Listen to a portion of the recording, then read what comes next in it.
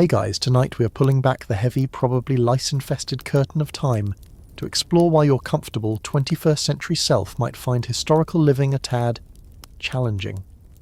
Imagine yourself, right now, not nestled in your soft bed, but thrust into the gritty, unyielding reality of the past.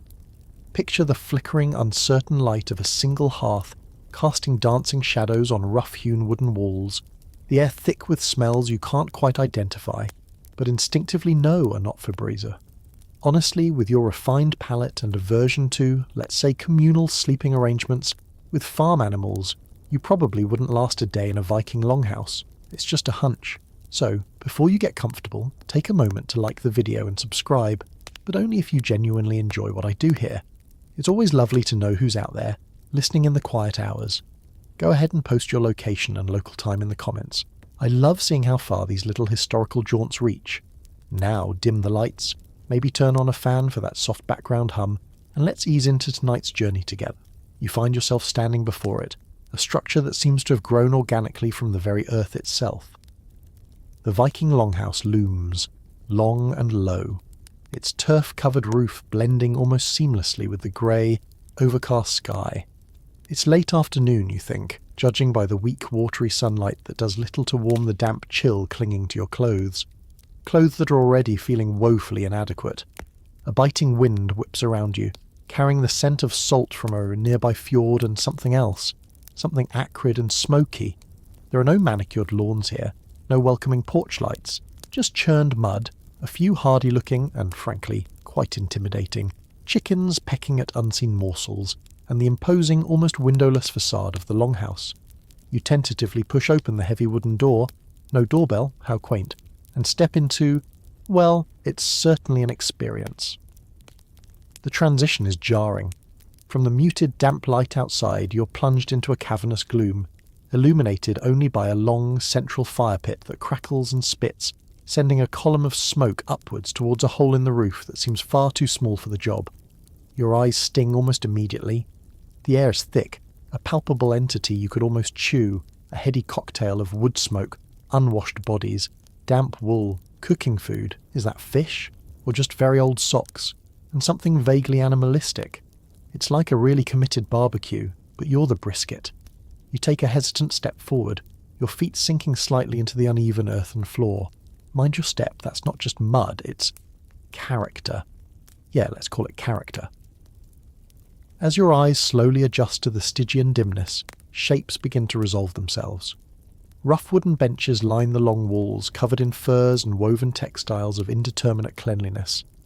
Down the centre, the fire pit, or langeld, is the heart of this space, the source of the light, heat, and a truly astonishing amount of smoke.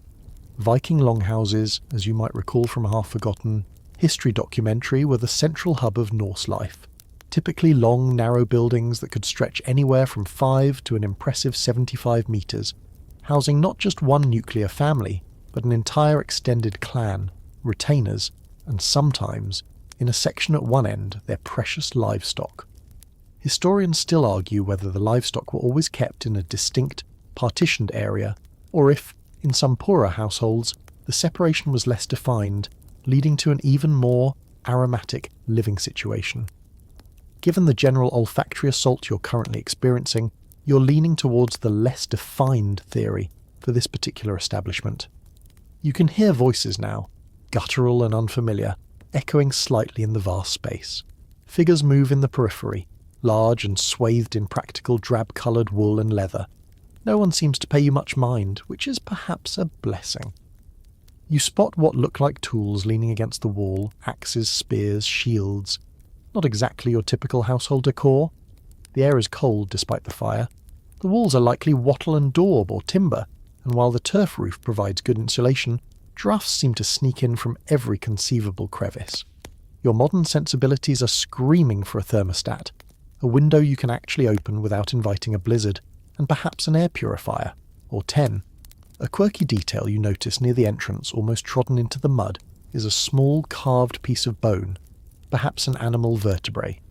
You vaguely remember reading about Dirabane animal bone amulets sometimes found at thresholds, possibly for protection, or luck.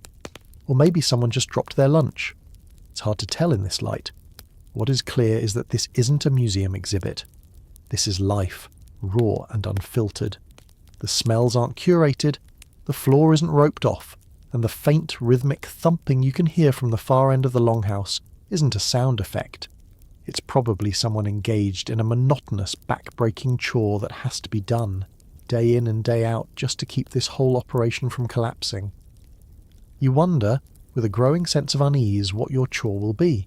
Surely they won't just let you stand here, a bewildered interloper in your suspiciously clean, for now, clothes, gawking at their historically accurate way of life.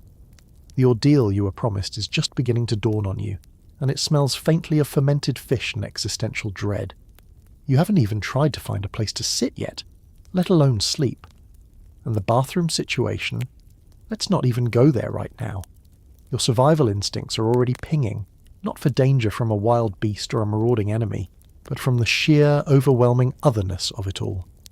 You're still rooted to the spot just inside the doorway, feeling like a poorly disguised alien dropped into a historical reenactment, where everyone else got the memo about the dress code and the required level of stoicism. The initial shock of the smoke and the unique aroma is beginning to give way to a more nuanced appreciation of your surroundings, and by nuanced appreciation, you mean a growing catalogue of things that are making your skin crawl. Let's start with what you can see, or rather what you can't quite see.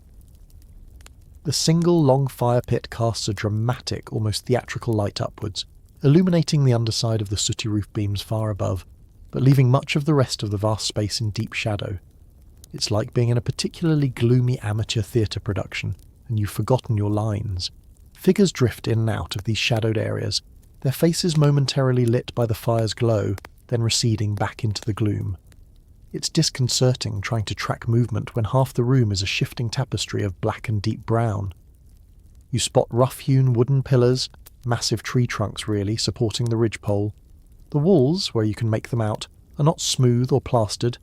They're a patchwork of timber, daub, and what looks suspiciously like dried animal dung in places. An excellent insulator, no doubt, and probably contributed to that special something in the air. Historians generally agree that most longhouses were constructed with timber frames, often with wattle and daub infill or clad with wooden planks, and those distinctive turf roofs. The quality and specific materials, of course, varied greatly depending on wealth and location. This one feels robustly rustic. The floor, as you've already established, is mostly compacted earth. Here and there you can see flatter stones placed, perhaps to create a slightly more stable surface, or maybe just where someone dropped a heavy rock and couldn't be bothered to move it. Litter is, well, it's not a feature. Scraps of leather, discarded bits of food, you try not to look too closely, wood shavings and unidentifiable bits of stuff are scattered about. It's not that they're deliberately messy, it's more that the concept of a pristine, clutter-free living space hasn't quite caught on yet. Or maybe the room got lost in the Bronze Age. Now, let's talk about the sounds. The crackle and pop of the central fire is a constant, a sort of baseline rhythm to the longhouse. Layered over this are the human sounds, the murmur of conversation in that old Norse tongue that sounds impressively stern even when they're probably just discussing the weather. A cough, deep and chesty from a shadowed corner, the occasional grunt or sigh. Then there are the animal noises. You're pretty sure you heard a goat bleat from what you hope is the far partitioned end of the longhouse. Chickens cluck and scratch somewhere nearby, possibly under a bench. And is that a baby crying? Or a very unhappy cat? It's hard to distinguish. The acoustics are surprisingly good, or perhaps just surprisingly echoey, turning the whole space into a resonant chamber of unfamiliar noises. It's like a white noise machine gone rogue, playing sounds of impending medieval discomfort. And the textures. Oh, the textures. You haven't touched much yet, thankfully, but your eyes are doing a pretty good job of imagining it for you. The wooden benches look splintery. The furs thrown over them look lived in, deeply lived in, like generations of Vikings have shed, slept, and possibly spilled mead on them. You run a hesitant finger along the rough wooden doorframe you just passed through. It's not sanded smooth, it's still got the character of the tree it came from, plus a fine layer of grime. You imagine leaning against one of the walls and feeling the cold, damp, slightly crumbly surface. The very air feels textured, heavy with moisture and particulate matter. You can almost feel the smoke particles settling on your skin, in your hair. You're developing a sudden, desperate craving for a wet wipe. A very, very large wet wipe. A quirky little detail catches your eye. Tucked into a crevice between two wall timbers, you spot a small, intricately carved wooden bird no bigger than your thumb. It's worn smooth with age or handling. Was it a child's toy? A good luck charm? Or just something whittled to pass the time during the long, dark winters?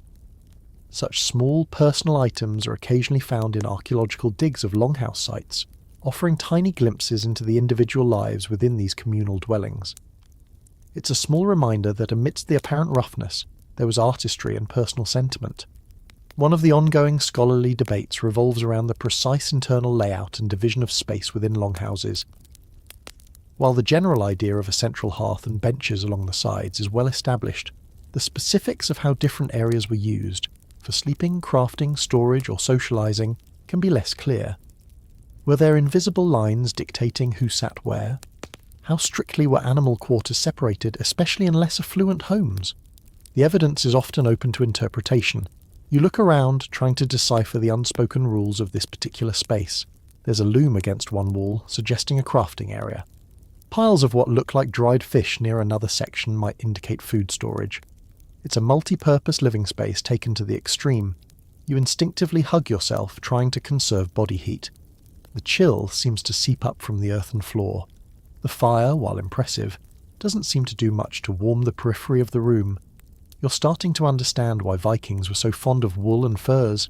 It wasn't a fashion statement, it was a survival necessity. You also understand why they were so keen on raiding warmer climes. Probably just wanted to sit somewhere without their teeth chattering. A large figure detaches itself from the shadows near the fire and lumbers towards you. For a heart-stopping moment you think you've been spotted, your otherworldly cleanliness a dead giveaway. But the figure, a burly man with a magnificent beard that looks like it could house a family of small birds, merely grunts as he passes you, heading for the door. He gives you a cursory glance, his eyes lingering for a second on your, by comparison, pristine clothes, and then he's gone, out into the fading light.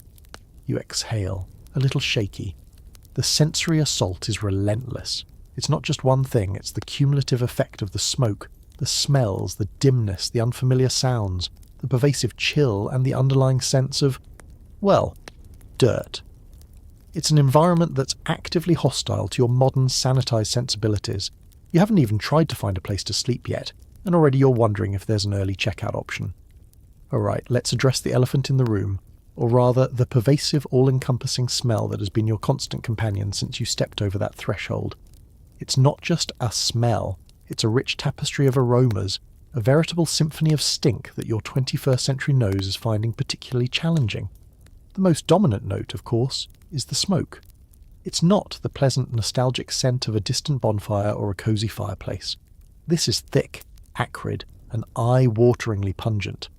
The central fire pit, the Langeld, is burning wood, yes, but probably also peat, dried dung, and whatever other combustible materials they could get their hands on. Remember that hole in the roof? The Elior? It's meant to be a chimney, but it's fighting a losing battle. Much of the smoke seems to prefer lingering, swirling through the rafters, coating every surface with a fine layer of soot and pickling the lungs of everyone inside. You can feel it in your throat, a scratchy irritation that makes you want to cough constantly. Your eyes are definitely watering. It's like being permanently downwind of a poorly managed bonfire. This constant smoke was a fact of life. While it did help to preserve the timbers of the roof, and likely kept some insects at bay, a sort of accidental fumigation, it also had significant health implications. Respiratory problems must have been rampant. You can almost hear the chorus of hacking coughs that would have been the soundtrack to a Viking winter. Imagine trying to recover from a simple cold in this atmosphere. No vapor-rub, no soothing lozenges, just more smoke. Historians widely acknowledge the health impacts of such poorly ventilated living conditions. Evidence of lung damage is often found in skeletal remains from the period. It makes you appreciate your extractor fan in a whole new way. Beneath the dominant note of smoke, there are other, more subtle, and arguably more unsettling scents. There's the smell of unwashed bodies. Regular hot water bathing with soap wasn't exactly a daily ritual. While Vikings were actually known to be cleaner than many of their European contemporaries, they reportedly bathed weekly, a shocking display of hygiene to some. Clean is a relative term. In a crowded longhouse with people working, sweating and sleeping in close proximity, the collective human aroma would have been significant. Add to that the scent of damp wool and leather clothing, which rarely, if ever, got a thorough wash and dry cycle. Think wet dog, but make it Viking. Then there's the food. Something is definitely cooking, or perhaps just slowly fermenting over by the fire. You catch whiffs of fish, oily and strong, and perhaps some kind of stew or porridge. Food preparation was a constant activity, and the smells of boiling, roasting, smoking and drying foods would have mingled with everything else. Remember, refrigeration is centuries away. Preservation methods like salting, smoking and drying were crucial, and these processes have their own distinctive odours. You might also be smelling the lingering scent of spilled ale or mead, which, while perhaps pleasant in moderation, could add a sour, yeasty note when soaked into an earthen floor. It's a veritable potpourri of ancient domesticity, and let's not forget the animals. Even if the livestock were notionally kept in a separate section, their presence would have been olfactorily obvious. The warm, earthy scent of cattle, sheep, or goats, along with the sharper ammonia tang of their waste, would inevitably permeate the entire structure, especially with shared ventilation, or lack thereof. You might catch a whiff of chicken droppings from those hardy birds pecking around. It's all part of the rich, organic tapestry. One quirky, though perhaps not entirely surprising tidbit, is that rushes and fragrant herbs were often strewn on the floor. This wasn't just for comfort, it was an attempt to mitigate the less pleasant smells and perhaps keep down the dust. Think of it as ancient Glade plug-ins, only significantly less effective and requiring a lot more sweeping. The very materials of the longhouse itself contribute to the aroma profile. The earthen floor, perpetually damp in places, would have its own musty smell. The timber framing, the wattle and daub walls, especially if incorporating that dung we mentioned, the turf roof, all these organic. Materials absorb and release odours, creating a complex layered scent that is uniquely longhouse. It's the smell of survival, of a close and constant relationship with the natural world, in all its fragrant and not so fragrant aspects. Historians still argue about the precise balance of these smells and how much they would have bothered the inhabitants. Were they simply acclimatized to it, their senses dulled by constant exposure, or was it a persistent low-level discomfort they simply endured? It's likely a bit of both. What's certain is that your modern nose, accustomed to filtered air and a plethora of deodorizing products, is having a very hard time. You find yourself taking shallow breaths, trying to filter the air through your teeth, a completely useless gesture that probably makes you look a bit deranged. You wonder if they ever tried to air the place out. Opening the main door and perhaps a smaller door at the other end, if one existed, might create a through draft, but it would also let out all the precious heat and invite in the cold, rain or snow. It was a constant trade-off, smoky warmth versus fresh frigidity. Given the harsh northern climates, warmth usually won. So the smoke, the smells, the general miasma, they were just part of the package. You're starting to think that fresh air might be your favourite modern invention. That, and perhaps antibacterial soap. You make a mental note to never again complain about the smell of your roommate's burnt toast. This is a whole other league of aromatic assault. You haven't even been here that long, and you already feel like your clothes, your hair, your very soul are becoming impregnated with the signature scent of Viking Longhouse. It's a souvenir you really, really don't want to take home. The day, such as it was in this smoky gloom, is clearly drawing to a close. The activity around the central fire pit seems to be winding down, the conversations becoming more subdued. People are starting to settle onto the long wooden benches that line the walls, the same benches that serve as seating during the day. This, you realise with a dawning sense of horror, is where you're supposed to sleep. Your Viking slumber party, as you'd sarcastically dubbed it in your head, is about to become a very real, very uncomfortable experience. Forget memory foam mattresses and high thread count sheets. The sleeping arrangements here are, to put it mildly, communal and basic. The benches are wide enough to lie on, perhaps 2 to 3 feet across, and run the length of the main living area on either side of the fire. Some are bare wood, others are strewn with animal furs, reindeer, sheep, possibly wolf, of varying degrees of cleanliness and repair. You see some lumpy-looking bundles that might be straw-filled sacks, serving as primitive mattresses or pillows. Privacy is clearly not a concept that has much currency here. You'll be sleeping shoulder to shoulder with your new Viking housemates, a charming assortment of snoring, coughing, and possibly flatulent individuals. It's like a music festival camping trip, but without the music, the wellies, or the option to retreat to your own tent when it all gets too much. You tentatively approach an unoccupied stretch of bench. It looks hard and lumpy and suspiciously stained in places. You eye the furs with deep suspicion. While they undoubtedly offer some warmth, they also look like prime real estate for fleas, lice, and other uninvited bedfellows. Remember those stories about how Vikings were surprisingly clean? Well, surprisingly clean for the 9th century still leaves a lot of room for tiny, unwelcome guests. You instinctively scratch your arm. It's probably just psychosomatic. For now. A mainstream historical fact about longhouse sleeping is that families would often sleep together in designated sections of the benches, sometimes with wooden partitions or chests separating different family groups, though these were likely more common in the halls of wealthier chieftains. For most, it was a more jumbled affair, especially if guests or retainers were present. Status might dictate who got the better spots, perhaps closer to the fire for warmth, or further from the door to avoid drafts. As a newcomer of uncertain status and questionable Viking hardiness, you'll probably get whatever spot is left over, likely the one with the biggest draft and the lumpiest fur. You sit down gingerly on the edge of the bench. The wood is cold and unforgiving beneath you.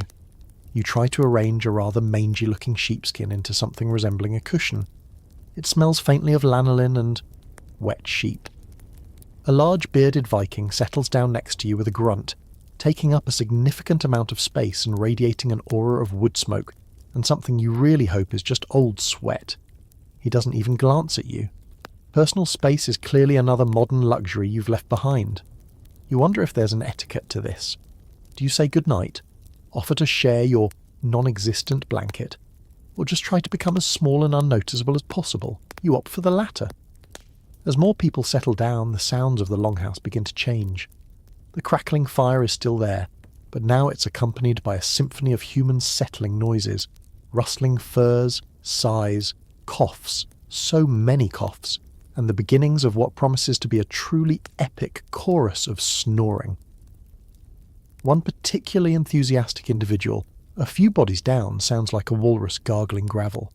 Another is producing a series of high-pitched whistles that could probably summon dogs from the next fjord. It's going to be a long night. You can already feel the fatigue setting in, but the prospect of actual sleep in these conditions seems remote. A quirky, or perhaps just deeply unsettling tidbit, is that in some sagas and archaeological finds, there's evidence of bed closets, or enclosed sleeping compartments built into the walls or as separate structures within the longhouse. These would have offered more privacy and warmth, but were likely reserved for the head of the household and their immediate family. For everyone else, it was the open-plan bench system. You glance around hopefully, but see no sign of such cosy nooks, just endless, uninviting bench. Historians still argue about how people dealt with the cold, especially in the depths of a Scandinavian winter. Did they sleep fully clothed? Did they huddle together for warmth, dispensing with any notion of personal space entirely? Were there designated bench warmers who had to get in first? Probably a combination of all these. The furs were essential, and sharing body heat was likely a common survival tactic. You shiver, despite the proximity of your new, rather pungent benchmate. The drafts seem to find every gap in your inadequate modern clothing. You wish you'd packed your thermal underwear, and maybe a biohazard suit. The light from the fire is dying down now, banked for the night to conserve fuel. The shadows deepen, and the vast space feels even larger and more mysterious. You can hear small skittering sounds from the darker corners. Mice? Rats? You try not to think about it. You lie down, pulling the scratchy sheepskin over you as best you can. It offers minimal comfort and maximum olfactory offence. The hardwood presses into your hip and shoulder. You try to find a comfortable position, but it's hopeless. Every slight shift brings you into contact with either the cold wall or your snoring neighbour. Sleep, when it finally, fitfully comes, is punctuated by strange dreams, the snores of your companions, the persistent coughs, and the ever-present smell of smoke and unwashed Viking. You jolt awake several times, once convinced a rat was using your hair as a climbing rope. It was probably just a stray piece of straw from the lumpy sack pillow. Another time, your benchmate rolls over, his arm flinging out and narrowly missing your face. You are acutely aware of every itch, every rustle, every unfamiliar sound. This isn't restful sleep, it's a state of hyper-vigilant discomfort. You wouldn't last a day. You're not sure you're going to last the night. And the sun, when it finally decides to make an appearance, feels like it's several geological epochs away. A grey, grudging light eventually begins to filter through the smoke hole, and any tiny chinks in the longhouse walls, signalling the start of another day you're not entirely sure you're equipped to handle. Your back aches, your neck is stiff, and you feel like you've slept on a pile of very aggressive rocks. The symphony of snores has mercifully subsided, replaced by coughs, groans, and the sounds of people stirring. And of course, that signature longhouse aroma is still there, perhaps even enhanced by the night's collective exhalations. But your most immediate concern, as your stomach rumbles a mournful protest, is breakfast. Or whatever the Viking equivalent is. You have a sinking feeling it won't involve artisanal sourdough toast and a perfectly brewed flat white. You watch as figures begin to move around the rekindled central fire. The morning routine seems to involve a lot of stretching, scratching, and spitting into the flames. Charming. Soon the smell of cooking, or at least food being heated, starts to mingle with the ever-present smoke. A large iron cauldron, black with soot, is already suspended over the fire, its contents bubbling away mysteriously. Someone ladles a portion of something into a rough wooden bowl and hands it to another Viking who begins to eat with gusto, using only a knife and his fingers. Your appetite, already suppressed by the general ambience, takes another nosedive. Viking cuisine, you recall, was heavily reliant on what could be farmed, hunted, fished, or foraged in the often harsh northern landscapes. Think hardy grains like barley and oats, root vegetables, dairy products, milk, cheese, skyr, a type of yogurt, and a lot of meat and fish. Preservation was key. So much of the animal protein would have been salted, dried, smoked, or fermented. Fresh fruit and a wide variety of vegetables would have been seasonal and less common than in more temperate climes. One of the staples was a kind of stew or porridge, often cooked in a single pot over the fire, to which ingredients were continually added. Yesterday's leftovers forming the base for today's meal? Probably. It's an efficient system, if not entirely appealing to your modern palate, which is currently screaming for a fruit smoothie and a side of anything not beige. You're eventually offered a bowl of the communal breakfast. It's a thick, greyish porridge, lumpy and steaming. You can't quite identify the ingredients. There might be some kind of grain, perhaps some bits of dried meat, and an overall flavour that's earthy and salty. Very, very salty. You take a tentative spoonful. It's not actively disgusting, but it's a long, long way from your morning bowl of Cheerios. It's sustenance, pure and simple, designed to fuel a hard day's work, not to delight the taste buds. You try to eat, mimicking the others who are scooping it up with hunks of heavy dark bread that looks like it could double as a doorstop. No delicate nibbling here, it's all about efficient calorie intake. A mainstream historical fact is that bread was indeed a part of the Viking diet, but it would have been very different from modern bread. Typically unleavened or made with whatever grains were available, resulting in dense, flat loaves. Sometimes, less conventional ingredients like tree bark or peas might be ground into flour during lean times. You eye the bread suspiciously. It looks like it might contain a significant amount of character-building fibre. For drinks, water would have been common, but also milk, buttermilk, and of course, ale and mead. The ale was likely a weak everyday brew consumed by everyone, including children, as it was often safer than water. Mead, made from fermented honey, was a more prized drink, often associated with feasts and celebrations. You're offered a horn, yes, an actual animal horn, of something that smells faintly of sour apples. It's probably the weak ale. You take a sip.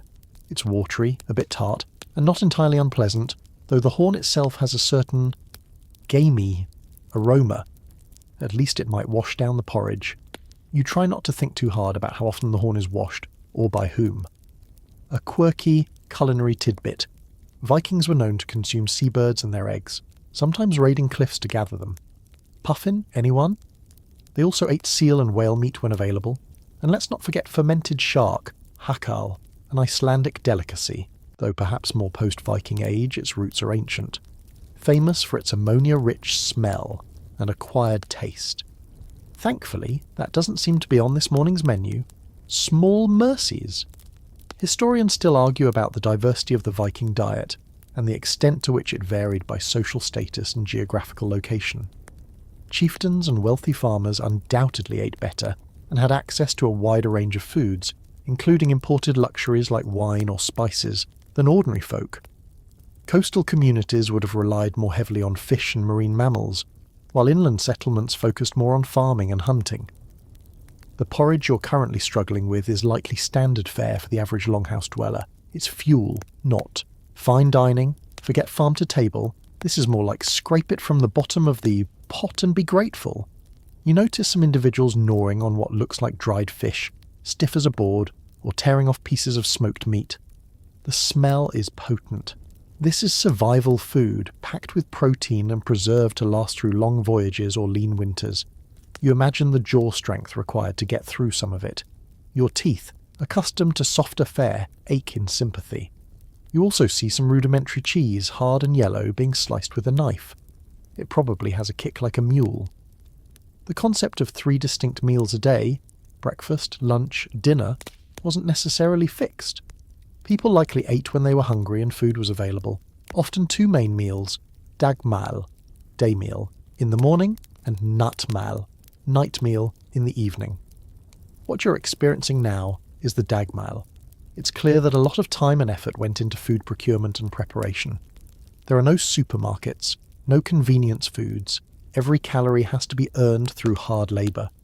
You suddenly feel a deep appreciation for your refrigerator, your microwave, and the sheer, unadulterated miracle of a takeaway pizza. You manage to get down about half of your porridge, mostly by telling yourself it's a cultural experience, a very chewy, very salty cultural experience. Your digestive system, however, is sending up warning flares. This is going to be an interesting day. Having bravely, or foolishly, navigated the culinary landscape of a Viking breakfast, your thoughts inevitably turn to another pressing matter of modern comfort: hygiene.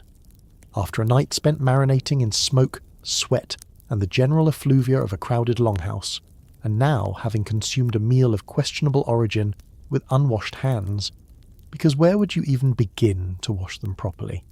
You feel a desperate, primal urge for a hot shower and a vigorous scrub with something that promises to kill 99.9% of germs. Alas, such luxuries are several centuries and a technological revolution away. Let's talk about Viking ablutions. As mentioned, Vikings were actually considered quite clean by the standards of their time. The sagas often mention washing and grooming. They even had tools for it. Combs, often made of bone or antler and quite elaborately decorated, tweezers, and even ear spoons for cleaning out earwax. A rather intimate detail preserved in archaeological finds, so they weren't wallowing in filth, relatively speaking. However, their concept of cleanliness and the available facilities were, shall we say, different from yours. You look around for anything resembling a bathroom or even a wash basin. You see none. Water would have been hauled from a nearby well, stream, or river. For a quick wash, you might get a basin of cold water and a piece of rough linen.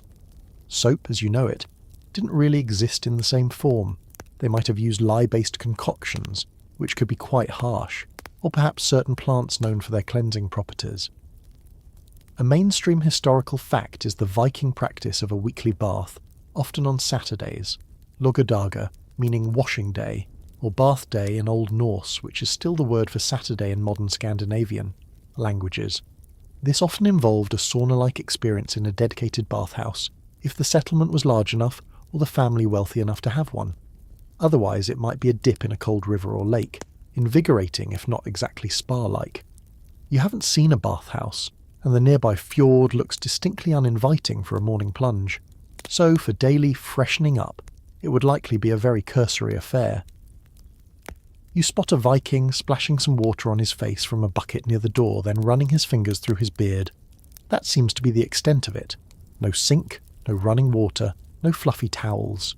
You feel a layer of grime forming on your skin just thinking about it. And then there's the delicate question of waste disposal. Where does one, go? There are no ensuite facilities here, no porcelain thrones with convenient flushing mechanisms. Outhouses or latrine pits would have been located away from the main dwelling for obvious reasons. This would involve a chilly and possibly precarious trip outside in all weathers, day or night. Toilet paper, forget it. Moss, leaves, or a handful of straw were the likely substitutes. It's a humbling thought. You remember reading a quirky tidbit that in some more advanced Roman settlements they had communal latrines with running water, but that was a different empire and a different time. Here, in the rugged north, things are a bit more elemental. You make a mental note to drastically reduce your fluid intake. Dental hygiene is another area where your modern sensibilities might clash with Viking reality.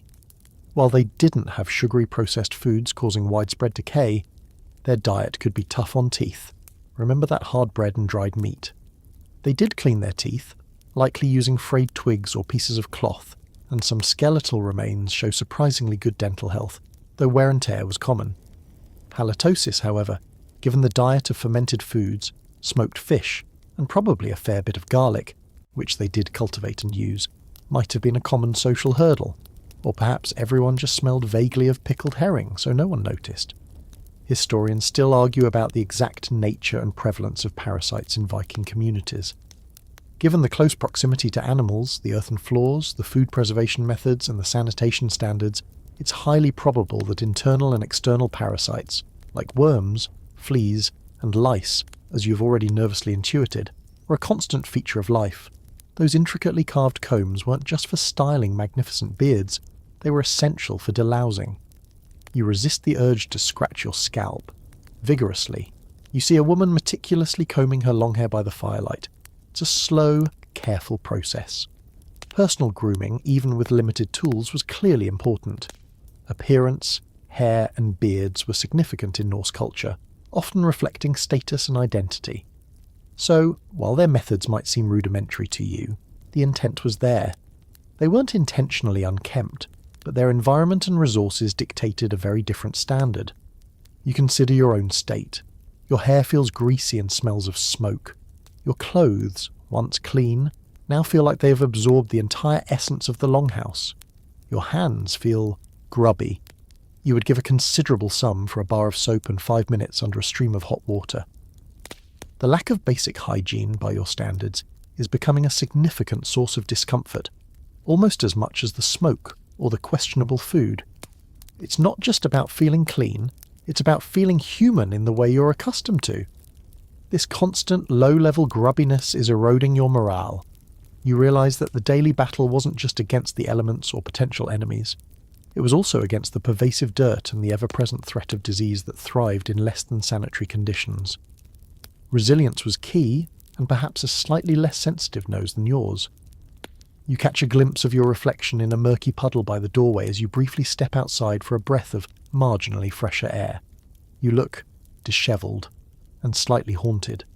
The Viking makeover is well underway, whether you like it or not, and it mostly involves acquiring a patina of authentic historical grime. Now that you've sort of eaten and definitely not bathed to your satisfaction, you might be hoping for a bit of downtime. Perhaps a chance to sit quietly and contemplate the profound differences between 9th century Norse life and your own. Maybe journal a little, if you'd brought a spill-proof, historically inaccurate notebook. But no, the Longhouse is already a hive of activity, and it quickly becomes apparent that there are no passengers here. Everyone has a role, a task, a purpose.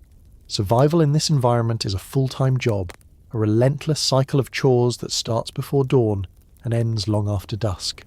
Respite. That's a good one. You'll get your respite when you're too old to card wool or mend a fishing net, and even then, you'll probably be expected to tell stories or watch the toddlers. You're awkwardly trying to stay out of the way, a skill you're rapidly perfecting, when a stern-looking woman with forearms like ship's timbers thrusts a bundle of something that looks like matted sheep's wool into your hands and points towards a group of women working with spindles and looms. The message is clear. No idleness allowed. You, my friend, are about to contribute to the textile industry of the Viking Age. Or at least, try not to make too much of a mess of it. The sheer amount of physical labour required to keep a longhouse functioning is staggering. Let's start with the basics. Fire. That central hearth doesn't fuel itself. Wood needs to be chopped and hauled, peat needs to be cut and dried. This is heavy, back-breaking work, often done in harsh weather. Then there's water. Every drop for drinking, cooking and minimal washing has to be carried from its source, often a considerable distance. Think about your effortless tap water and spare a thought for the sore shoulders and calloused hands that were the price of hydration here. Food preparation, as you've glimpsed, is an ongoing epic. Grains need to be threshed, winnowed and ground into flour, usually with a hand quern, a rotary hand mill made of stone which is incredibly labour-intensive. You try to picture yourself grinding enough flour for that heavy bread you saw earlier, and your arms ache preemptively. Vegetables need to be tended in, small garden plots, if the season allows, harvested and prepared. Animals need to be cared for, fed, watered, mucked out, another delightful task you hope to avoid. If there are cows, they need milking. The milk then needs to be processed into cheese, butter or skyr to preserve it. Fishing nets need to be made and mended, lines baited, boats maintained. Hunting, when successful, means butchering and preserving the meat. It's a constant interconnected web of tasks, and if one part fails, the whole system suffers. And then there's textile production, your current unwilling assignment. Wool, the primary material for clothing, blankets and sails, doesn't just magically appear as yarn. It has to be sheared from sheep, another fun wriggly job, cleaned, a smelly process involving stale urine or other alkaline solutions to remove grease, carded or combed to align the fibres, spun into yarn using a drop spindle or a simple spinning wheel, and then woven on a warp-weighted loom. This entire process is incredibly time-consuming and skill-intensive. A mainstream historical fact, it could take hundreds, even thousands, of hours of labour to produce enough woolen cloth for a single sail for a Viking longship. So, your fumbling attempts to tease apart tangled wool fibres are, in the grand scheme of things, a very minor contribution, but a contribution nonetheless. The women around you work with a practiced efficiency that makes your efforts look comically inept. Their hands are never still. Men's work typically involved farming, fishing, hunting, trading, raiding, of course, and crafts like woodworking, metalworking and boat building. But the lines weren't always rigidly drawn, especially in a household context. Everyone contributed to the collective survival. Children too had their chores from a young age, fetching and carrying, scaring birds from crops, helping with animal care, learning the skills they would need as adults. There was no childhood in the modern sense of extended carefree play. Play happened, of course, but it was intertwined with learning and contributing. A quirky tidbit about Viking Age chores. Soapstone was a valuable resource, quarried and carved into bowls, lamps and cooking pots. It was soft enough to work, but also heat-resistant. Imagine the labour involved in quarrying heavy blocks of this stone and then painstakingly shaping it with basic tools. Or consider the collection of lichen to make dyes for those textiles, another task requiring knowledge and patience. Every object in the longhouse, from the spoon you ate your porridge with to the cloak on your back, represented a significant investment of time and effort. There are no disposable goods here. Everything is made, mended and reused until it falls apart. Historians still argue about the precise division of labour between men and women and how much it varied across different Norse communities and social strata. While sagas and archaeological evidence provide clues, the day-to-day realities for ordinary people can be harder to reconstruct fully. Was women's work in textile production or food processing valued as highly as men's work in raiding or trading? Within the household, power dynamics certainly existed, but the interdependence was undeniable. You struggle with the wool, your fingers clumsy and unused to such tasks. The air is still smoky, your back still aches from the bench bed, and now your shoulders are starting to protest this new form of torture. There are no coffee breaks, no checking your phone for a distraction. Just the relentless rhythm of work dictated by daylight and necessity. You look at the weathered faces and capable hands around you. There's a stoicism, a resilience, born of a life where comfort is scarce and hard work is the only currency that matters. You're starting to understand that lasting a day isn't just about enduring the physical discomforts. It's about having the stamina, the skills, and the sheer grit to pull your weight in a world that demands constant toil. Your modern life, with its conveniences and leisure time, seems like an impossible dream from this vantage point. You haven't even made it to lunchtime, and you're already exhausted. And you suspect the tasks are only going to get more demanding. As you continue your rather pathetic attempts at wool carding, acutely aware of the efficient, almost rhythmic movements of the women around you, you start to notice more subtle interactions. A deferential nod given to a particular grey-bearded man who enters the longhouse, the way children scamper out of the path of a stern-looking woman who seems to command the area around the hearth, the casual authority with which one man directs others in mending a fishing net. It dawns on you that this isn't just a random collection of people sharing a smoky, oversized shed. It's a complex society in miniature, with its own hierarchy, rules, and unspoken codes of conduct. Navigating this social labyrinth, you suspect, is just as crucial for survival as knowing how to gut a fish or spin yarn. And you, with your 21st century notions of egalitarianism and personal space, are completely out of your depth. At the top of the longhouse pecking order, you'd typically find the chieftain or head of the household, who's Bondi or Bondi for a free farmer, along with his wife, who's Freya, who often held considerable authority within the domestic sphere. She would manage the stores, oversee the servants and slaves, if any, and control the production of food and textiles, hence the keys often found in female graves, symbolising their control over the household wealth. The man you saw receiving deferential nods, probably the husbondi, the stern woman by the fire, almost certainly the husfreya. You make a mental note to be particularly polite, or at least exceptionally unobtrusive in their presence. Below this power couple would be their extended family, children, siblings, elderly parents. Then came freeborn retainers, farmhands, and skilled artisans who might live with the family.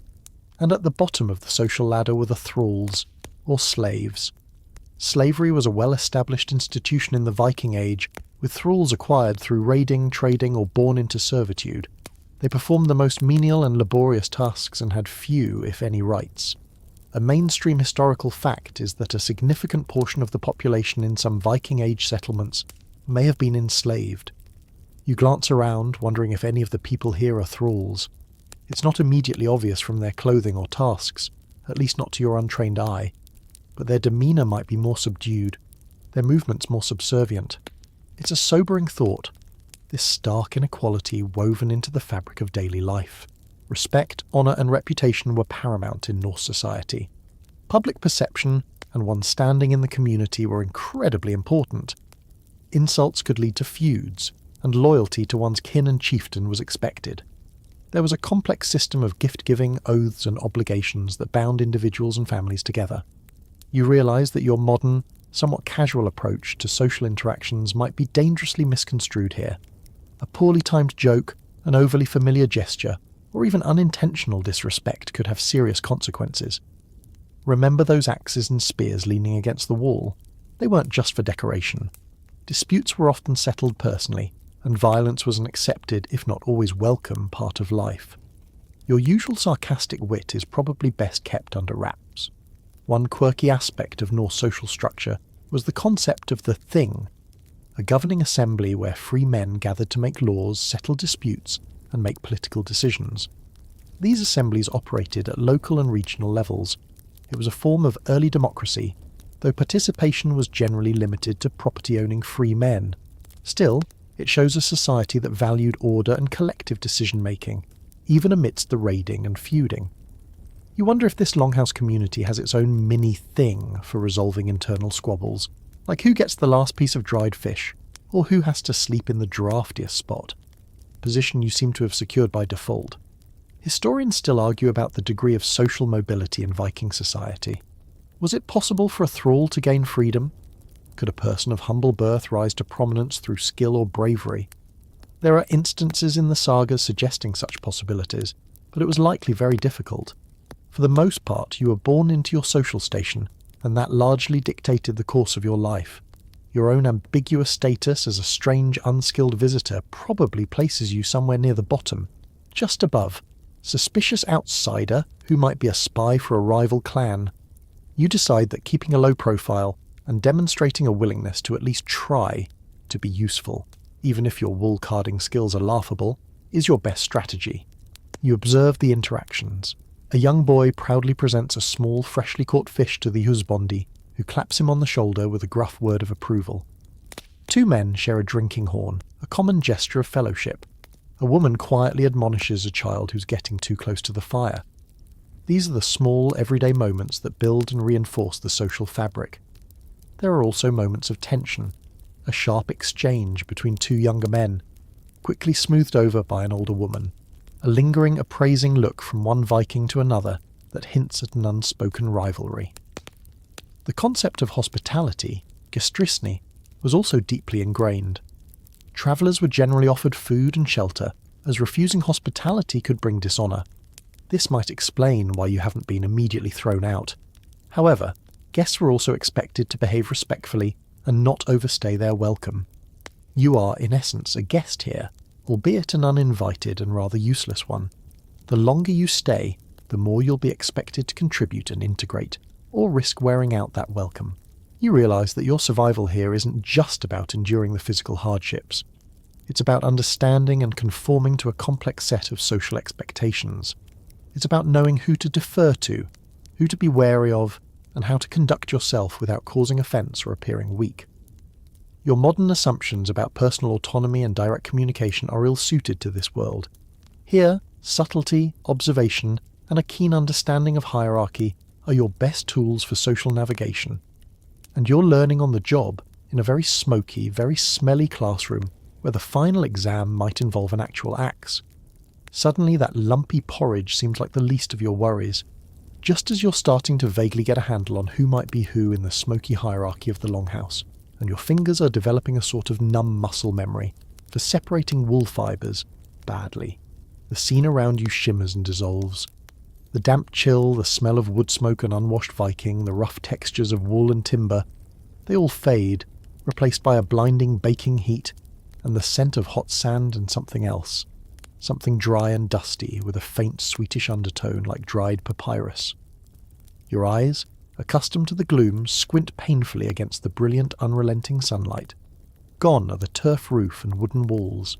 You're now standing under an azure sky, so vast and cloudless it feels infinite, and the ground beneath your feet is no longer cool earth, but hot, sun-baked mud brick. Welcome, you deduce with a growing sense of historical whiplash, to ancient Egypt. Your ordeal is apparently taking a detour to warmer, though not necessarily more comfortable climes. You're on a narrow, dusty pathway, flanked by low, flat-roofed dwellings made of sun-dried mud bricks. The heat is a physical presence pressing down on you, sucking the moisture from your skin. Your Viking-era woolen attire, which was merely inadequate in the Longhouse, is now actively trying to cook you. Sweat prickles instantly all over your body.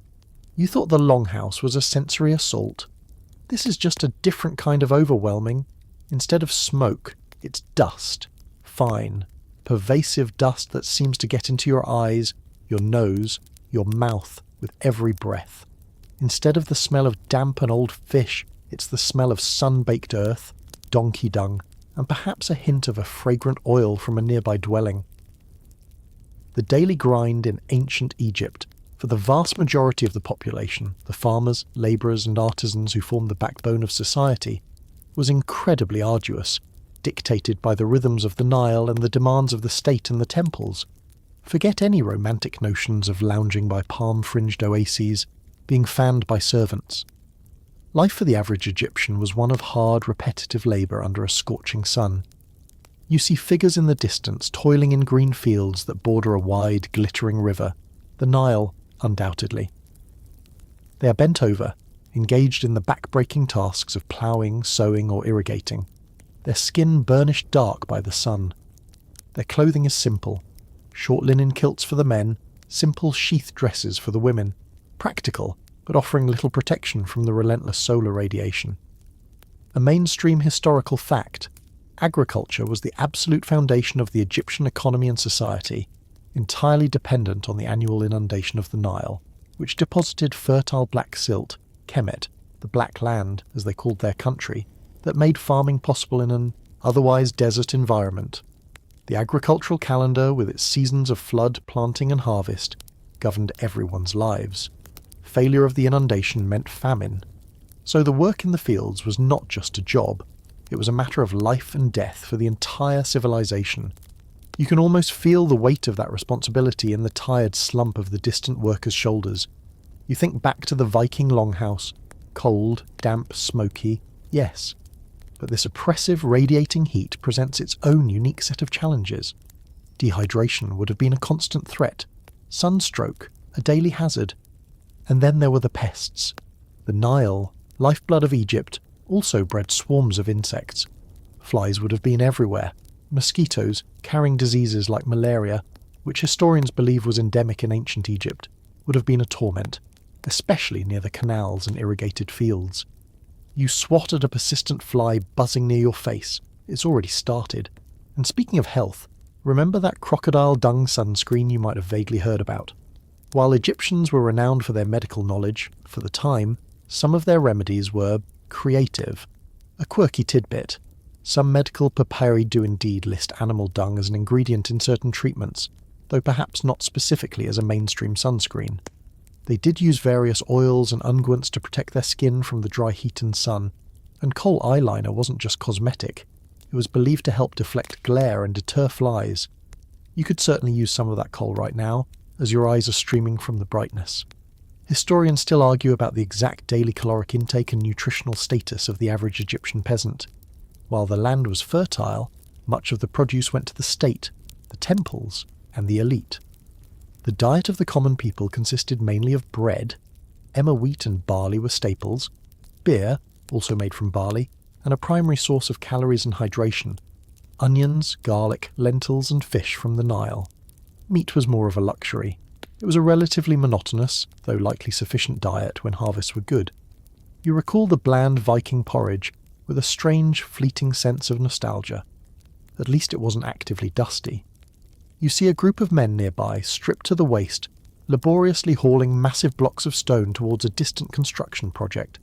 Perhaps a temple, or a tomb for some high-ranking official. Their muscles strain, their bodies gleam with sweat and dust. The sheer physical exertion is palpable. There are no power tools, no hydraulic lifts, just human muscle, levers, rollers, and an incredible amount of organised effort.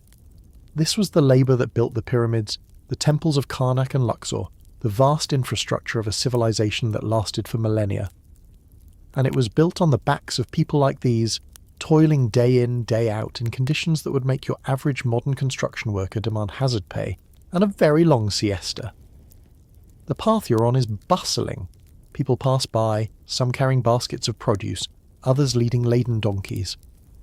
The sounds are different here. The braying of donkeys, the calls of vendors, if this were a more urban area, the chatter in a language that sounds nothing like old. Norse, full of softer consonants and different cadences. Children, dusty and energetic, dart in and out, seemingly oblivious to the heat. You are an anomaly here, just as you were in the Longhouse. Your Viking clothes are drawing curious, perhaps wary glances. You're too pale, too heavily dressed, too obviously out of place. The discomfort is different, but no less profound. The relentless sun, the choking dust, the sheer, grinding effort visible all around you. It's another facet of historical reality that your comfortable life has insulated you from.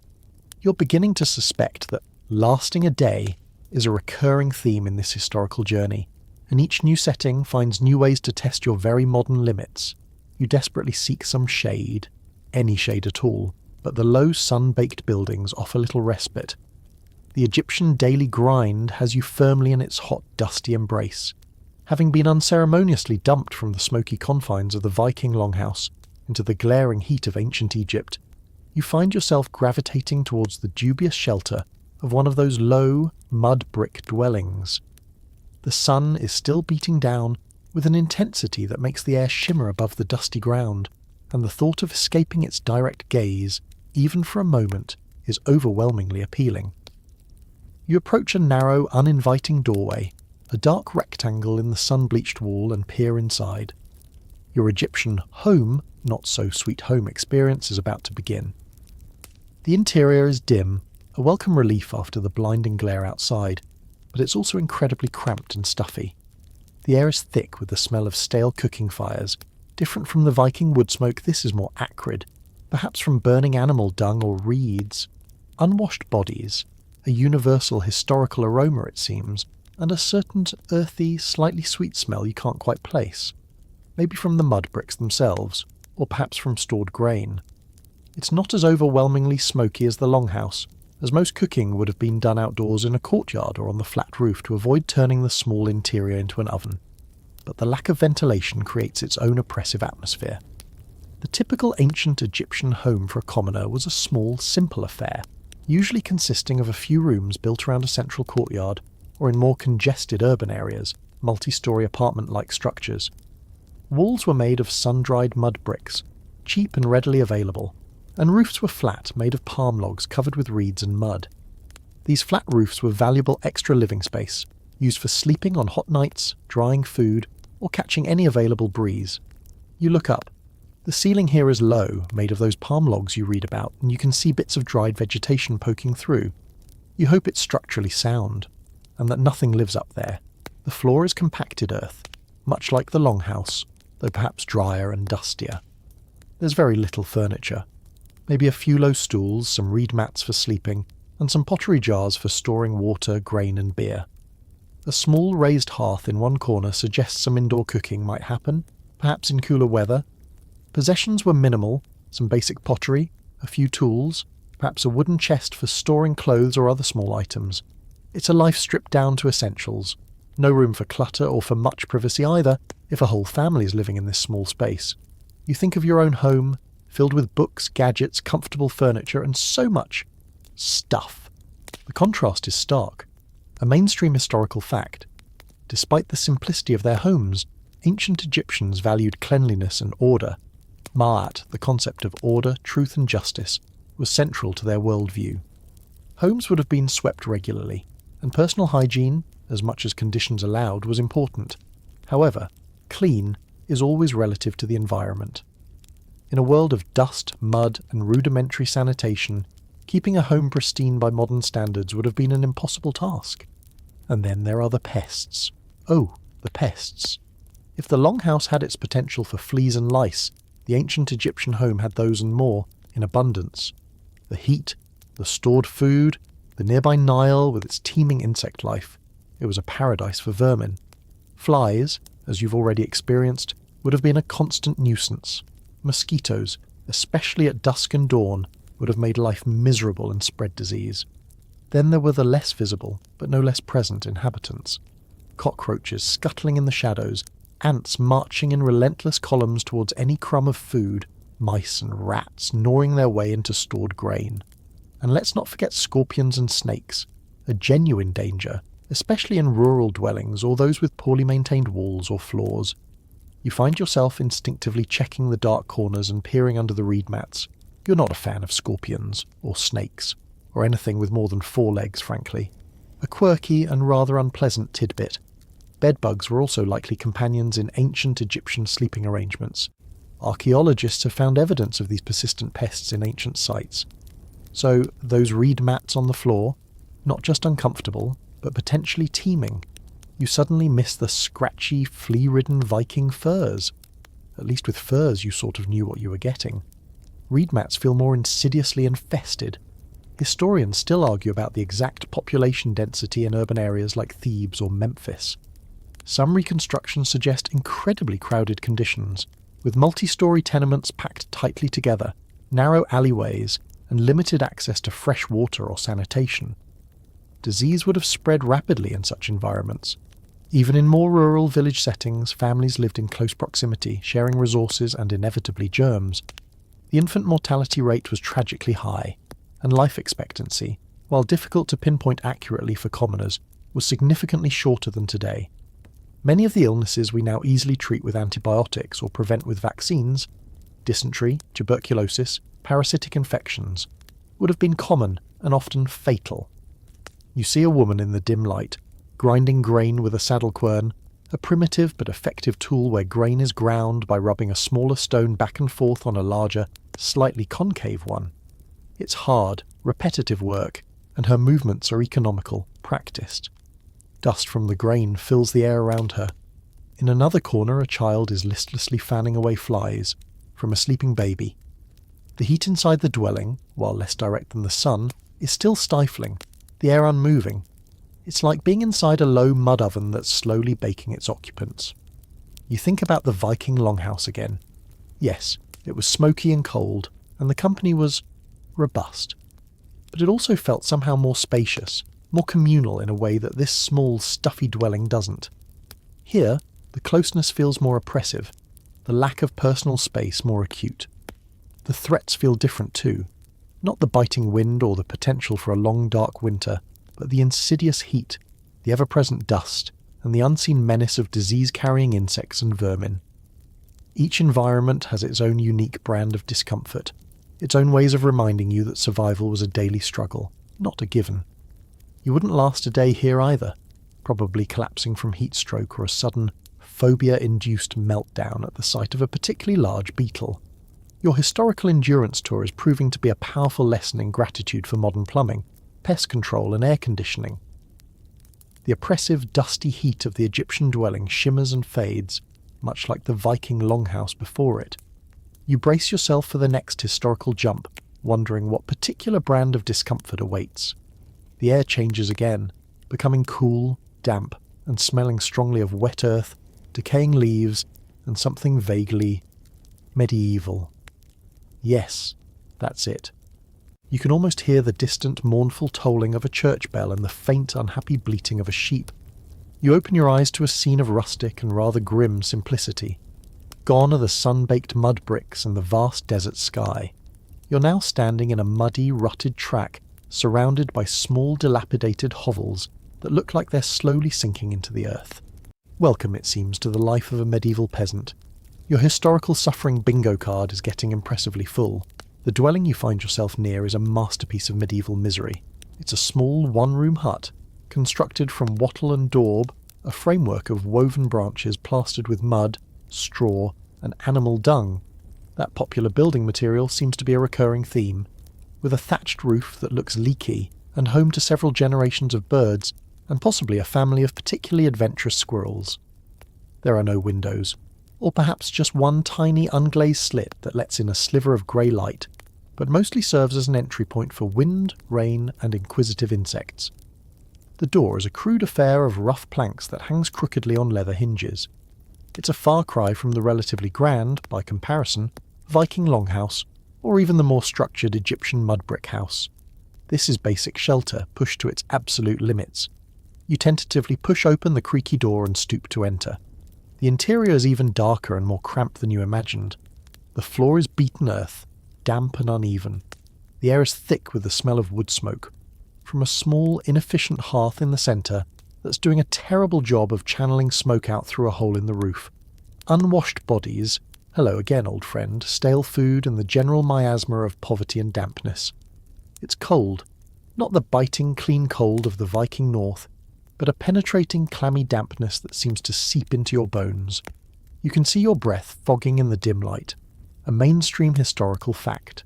The vast majority of the population in medieval Europe were peasants, or serfs, tied to the land and owing service and a share of their produce to the lord of the manor. Their lives were characterised by unrelenting agricultural labour, poverty, and a high degree of subservience. They lived in small, often self-built, hovels like this one, usually clustered together in villages surrounded by the fields they worked. Freedom was limited, and opportunities for social advancement were virtually non-existent. Your life was, for the most part, predetermined by your birth. You can just about make out a few meagre possessions in the gloom. A rough wooden bench or stool, a pile of straw in one corner that presumably serves as a bed, shared by the entire family no doubt, a few crude pottery bowls, and perhaps an iron cooking pot hanging over the sad little fire. There's no privacy, no comfort, no beauty. It's shelter in its most elemental form, a place to escape the worst of the weather and huddle together for warmth. You remember the Viking Longhouse with its firs and its relatively more spacious interior, and it suddenly seems like a palace. Even the Egyptian mud hut, with its promise of at least escaping the direct sun, had a certain grim appeal compared to this damp, dark hole. And what about those feudal obligations? As a peasant living on a lord's manor, you wouldn't just be toiling on your own small patch of land, if you were lucky enough to have one. You'd also be required to work a certain number of days a week on the lord's domain, his personal land, without pay. This was corvée labour.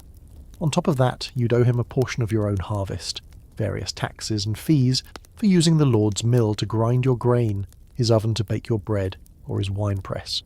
It was a system designed to keep the peasant class impoverished and dependent. Forget about saving up for a better life. You were perpetually struggling just to meet your obligations and feed your family. It's like having a really, really bad landlord who also happens to be your boss and the local government. A quirky, though rather depressing tidbit about medieval peasant life is the rite of merchant, a fee paid to the lord when a peasant's daughter married, or leerwhite, a fine paid if a peasant woman was found to be unchaste. These were just more ways for the lord to extract wealth from his tenants and exert control over their lives. It paints a rather bleak picture of personal autonomy. Historians still argue about the degree of variation in peasant living standards across different regions of Europe and throughout the medieval period, which, remember, spans 1,000 years. Conditions were not uniformly terrible everywhere all the time. Some peasants, particularly those with larger landholdings or specialised skills, might have achieved a modest level of prosperity. But for many, life was a precarious existence, lived on the very edge of subsistence, vulnerable to famine, disease, and the whims of their overlords. The hovel you're currently experiencing feels like it's firmly at the lower end of that spectrum.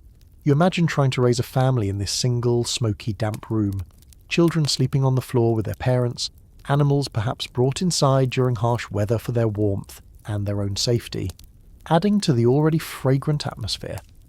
Remember the Viking livestock sharing quarters? This is the budget version. The lack of sanitation would have been appalling. No running water, no proper latrines. Waste would have been thrown into a nearby ditch or onto a midden heap, creating a breeding ground for flies and disease. You think back to the relative cleanliness concerns in the Viking Longhouse and the Egyptian dwelling. This feels like a whole new level of squalor. The dim light, the constant damp, the pervasive smell of mildew and smoke. It's an assault on the senses that's less dramatic than the Viking Longhouse's initial shock or the Egyptian heat, but more insidiously demoralising. This isn't just discomfort, it's a recipe for despair. You can already feel a creeping sense of hopelessness, the kind that might come from a lifetime of unrelenting toil with no prospect of improvement. You wouldn't last a day. You'd probably just curl up on that pile of straw and refuse to move, succumbing to a medieval malaise before lunchtime. Your appreciation for your own centrally heated, well-lit and structurally sound home is reaching astronomical levels, and you haven't even sampled the medieval peasant diet yet. That joy, you suspect, is still to come. You're still reeling from the sheer, unadulterated gloom of the medieval peasant hovel, the damp chill clinging to you like a second skin, when your stomach emits a familiar, plaintive rumble. Ah, yes, the historical culinary tour continues. If Viking porridge and Egyptian bread and beer were adventures, you have a feeling medieval peasant fare is going to be a true test of your gastronomic fortitude. You observe the meagre preparations around the sputtering hearth. No bustling activity here, no large cauldrons bubbling with mysterious stews, just a sense of making do with very, very little. The diet of a medieval peasant was, to put it mildly, monotonous and heavily reliant on whatever grains could be grown locally, typically barley, oats, rye, and perhaps some wheat, if they were lucky, or the land was particularly good. This was supplemented with vegetables from their own small garden plots. The pottage garden, so named because its produce usually ended up in the pottage pot.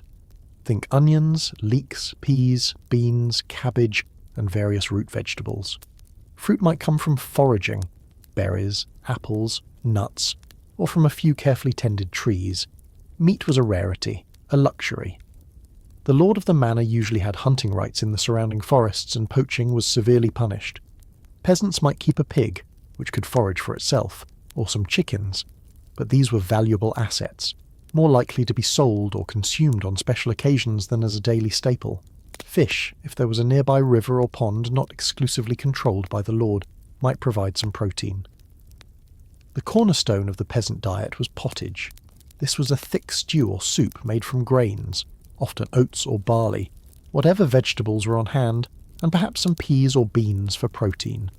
It would simmer away over the fire for hours, often with new ingredients added as they became available. A bit like that Viking communal pot, but likely with even fewer exciting additions. Salt was available, but other seasonings were scarce or expensive. Herbs from the garden might add some flavour. It was filling, it was usually nutritious enough to keep you going, but it was incredibly bland and repetitive. Day in, day out pottage. You can almost taste the centuries of culinary boredom. You're offered a wooden bowl of this very pottage. It's a brownish-grey sludge, thick and lumpy, with unidentifiable bits of vegetable matter floating in it. It smells vaguely of cabbage and damp earth. You take a tentative spoonful. It's bland. So incredibly bland. And the texture is a bit like wallpaper paste. It's not actively offensive like you imagine fermented shark might be, but it's profoundly uninspiring. This is fuel, pure and simple, designed to provide enough energy for a long day of back-breaking labour in the fields. There's no joy in it, no celebration of flavour or texture, just sustenance. You find yourself missing the aggressive saltiness of the Viking porridge. At least that had a flavour. Bread, when they had it, would also be a coarse, dark affair, likely made from rye or barley flour, often unleavened or poorly leavened, resulting in a heavy, dense loaf. Remember that Viking bread that could double as a doorstop? This would be its slightly more depressing cousin. Sometimes, in times of famine, flour would be bulked out with less palatable ingredients like ground acorns, beans, or even tree bark. You eye a hunk of dark bread offered with your pottage. It looks like it could survive re-entry from orbit. And then there were the maladies. Life as a medieval peasant was a constant battle against disease, much of which was poorly understood and untreatable. The cramped, unsanitary living conditions, the contaminated water sources, remember those open ditches and midden heaps, and the often inadequate nutrition created a perfect storm for illness. A mainstream historical fact. Epidemics like dysentery, typhus, influenza, and smallpox swept through medieval populations with devastating regularity. And then, of course, there was the Black Death in the 14th century, which wiped out a huge percentage of Europe's population. Even common infections from minor wounds could be fatal without antibiotics. Medical care was rudimentary at best. For peasants, it would likely consist of folk remedies, herbal concoctions, some of which might have had genuine, if limited, efficacy, and prayers. Barber surgeons might perform basic procedures like bloodletting, a common treatment for almost everything, based on the theory of balancing the body's humours, or tooth extraction, but their skills were limited and hygiene was non-existent. You imagine getting a toothache in this environment and shudder.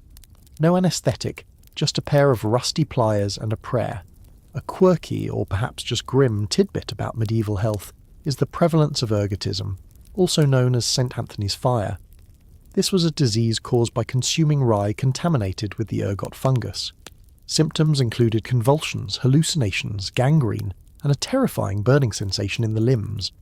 Outbreaks could affect entire villages if the rye harvest was bad.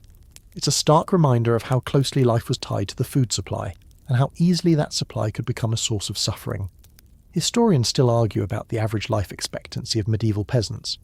Estimates vary, but it was certainly much lower than today, likely in the range of 30 to 35 years, though this figure is skewed by very high rates of infant and child mortality. If you survived childhood, you might live into your 40s or 50s, but a long life was by no means guaranteed, and it would likely be a life marked by chronic aches and pains from hard labour, recurring illnesses, and the constant threat of something worse. You look at the people in this hovel. Their faces are weathered, their bodies often showing the signs of toil and hardship, perhaps a limp, a missing tooth, a persistent cough. Yet there's a resilience there too, a stoicism born of necessity. They endured, they had to. You try to eat more of the pottage, forcing it down. It sits heavy in your stomach. You think of your own access to a varied diet, clean water, and modern medicine. Luxuries you take for granted, but which would seem like unimaginable miracles to the people of this time. The combination of monotonous, often inadequate food, and the constant threat of rampant, misunderstood diseases paints a truly bleak picture. Your why you wouldn't last a day hypothesis is holding up remarkably well. Here, it wouldn't just be the discomfort or the labour, it would be the constant grinding fear of starvation or sickness, the sheer precariousness of existence. You'd probably succumb to a fit of existential despair before the dysentery even had a chance to get you, or maybe just expire from sheer boredom with the pottage. The damp, despair-inducing gloom of the medieval peasant hovel dissolves, and you find yourself blinking in what is, by comparison, a more bustling and architecturally ambitious environment. But don't get too excited. The air that hits you is a truly staggering concoction of smells, a complex bouquet that makes the Viking Longhouse seem like a pleasantly scented candle shop. You're standing in a narrow cobblestone street, hemmed in by tall timber-framed buildings that lean precariously towards each other, almost blotting out the sky. The noise is cacophonous, the rattle of iron-wheeled carts, the shouts of street vendors, the clang of a distant blacksmith's hammer, dogs barking, children screaming, and a general hubbub of human activity. Welcome, you surmise, to the urban squalor of an early modern European city, perhaps sometime in the 17th century. Think London or Paris before Haussmann and the advent of modern sanitation. It's vibrant and incredibly smelly. The street itself is a marvel of filth. The cobblestones are slick with mud, animal droppings, horses are the main mode of transport and they are not house-trained, and household waste. There are no proper sewers. People simply toss their garbage, including the contents of their chamber pots, out of the windows into the street below, often with a cursory shout of "Gardez-l'eau," from the French "Gardez-l'eau." Watch out for the water. You quickly learn to hug the walls and keep an eye on the upper windows. It's like playing a very high-stakes game of dodgeball, where the balls are, well, you get the idea. Gutters, if they exist, are open channels running down the centre or sides of the street, choked with refuse and stagnant water, emitting an aroma that could stun a yak at 50 paces. You thought the medieval peasant hovel was bad for sanitation? This is that, concentrated and amplified by thousands of people living cheek by jowl. The buildings loom over you, their upper stories often jettied out over the street, further reducing light and airflow. They are picturesque in a grimy, haphazard way, but also tinderboxes. Fire was a constant hazard in these densely packed cities built largely of wood and plaster. A stray spark from a hearth or a dropped candle could quickly lead to a devastating conflagration. You recall reading about the Great Fire of London in 1666, which destroyed a huge portion of the medieval city. Living here would mean constantly being aware of that threat. A mainstream historical fact. Urban populations in Europe grew significantly during the early modern period, but infrastructure like clean water supplies and waste disposal systems lagged far behind. This led to incredibly unsanitary conditions and made cities breeding grounds for disease. Typhus, sometimes called jail fever, because it was so common in prisons, typhoid, dysentery and cholera outbreaks were frequent and deadly. And, of course, the plague, while its most devastating pandemic was in the 14th century, continued to make terrifying reappearances. You instinctively pull your collar up, as if that could offer any protection against the miasma of potential pathogens you're currently inhaling. Personal hygiene in this environment was a challenge, to say the least.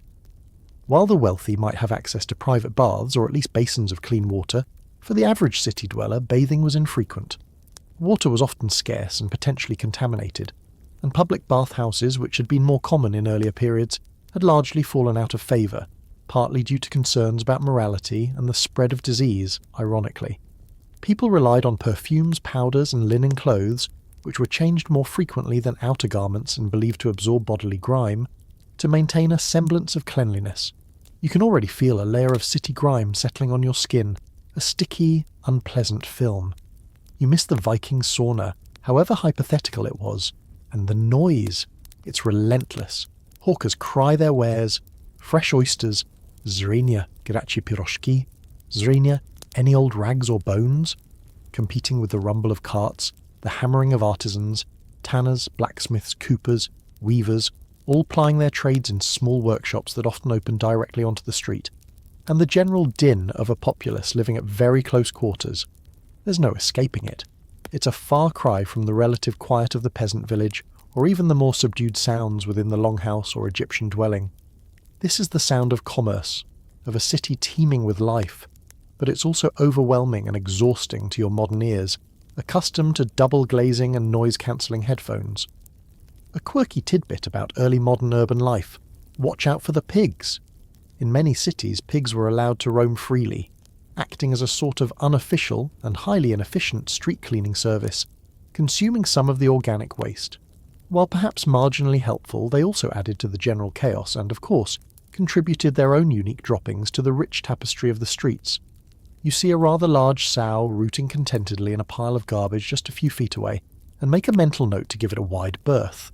Historians still argue about the overall quality of life for the urban poor during this period. While cities offered opportunities for work and social interaction not found in rural areas, they also presented immense challenges: overcrowding, squalor, disease, crime, and often grinding poverty for those at the bottom of the social ladder. Tenement buildings were packed with families, often living in single squalid rooms. Unemployment or illness could quickly lead to destitution. You see figures huddled in doorways, ragged and gaunt, a stark reminder of the precariousness of life for many. You think about the "why you wouldn't last a day" challenge. Here, the threats are manifold. You could be felled by a random chamber pot emptying from above. You could trip in the filth-laden street and get some horrifying infection. You could be crushed by a runaway cart. You could simply succumb to one of the many diseases festering in the unsanitary conditions, or the sheer, unrelenting sensory overload, the noise, the smells, the press of bodies, might just cause a complete system shutdown. It's a world away from your ordered, sanitized, and relatively quiet modern existence. You're starting to develop a profound respect for anyone who managed to survive, let alone thrive, in such an environment.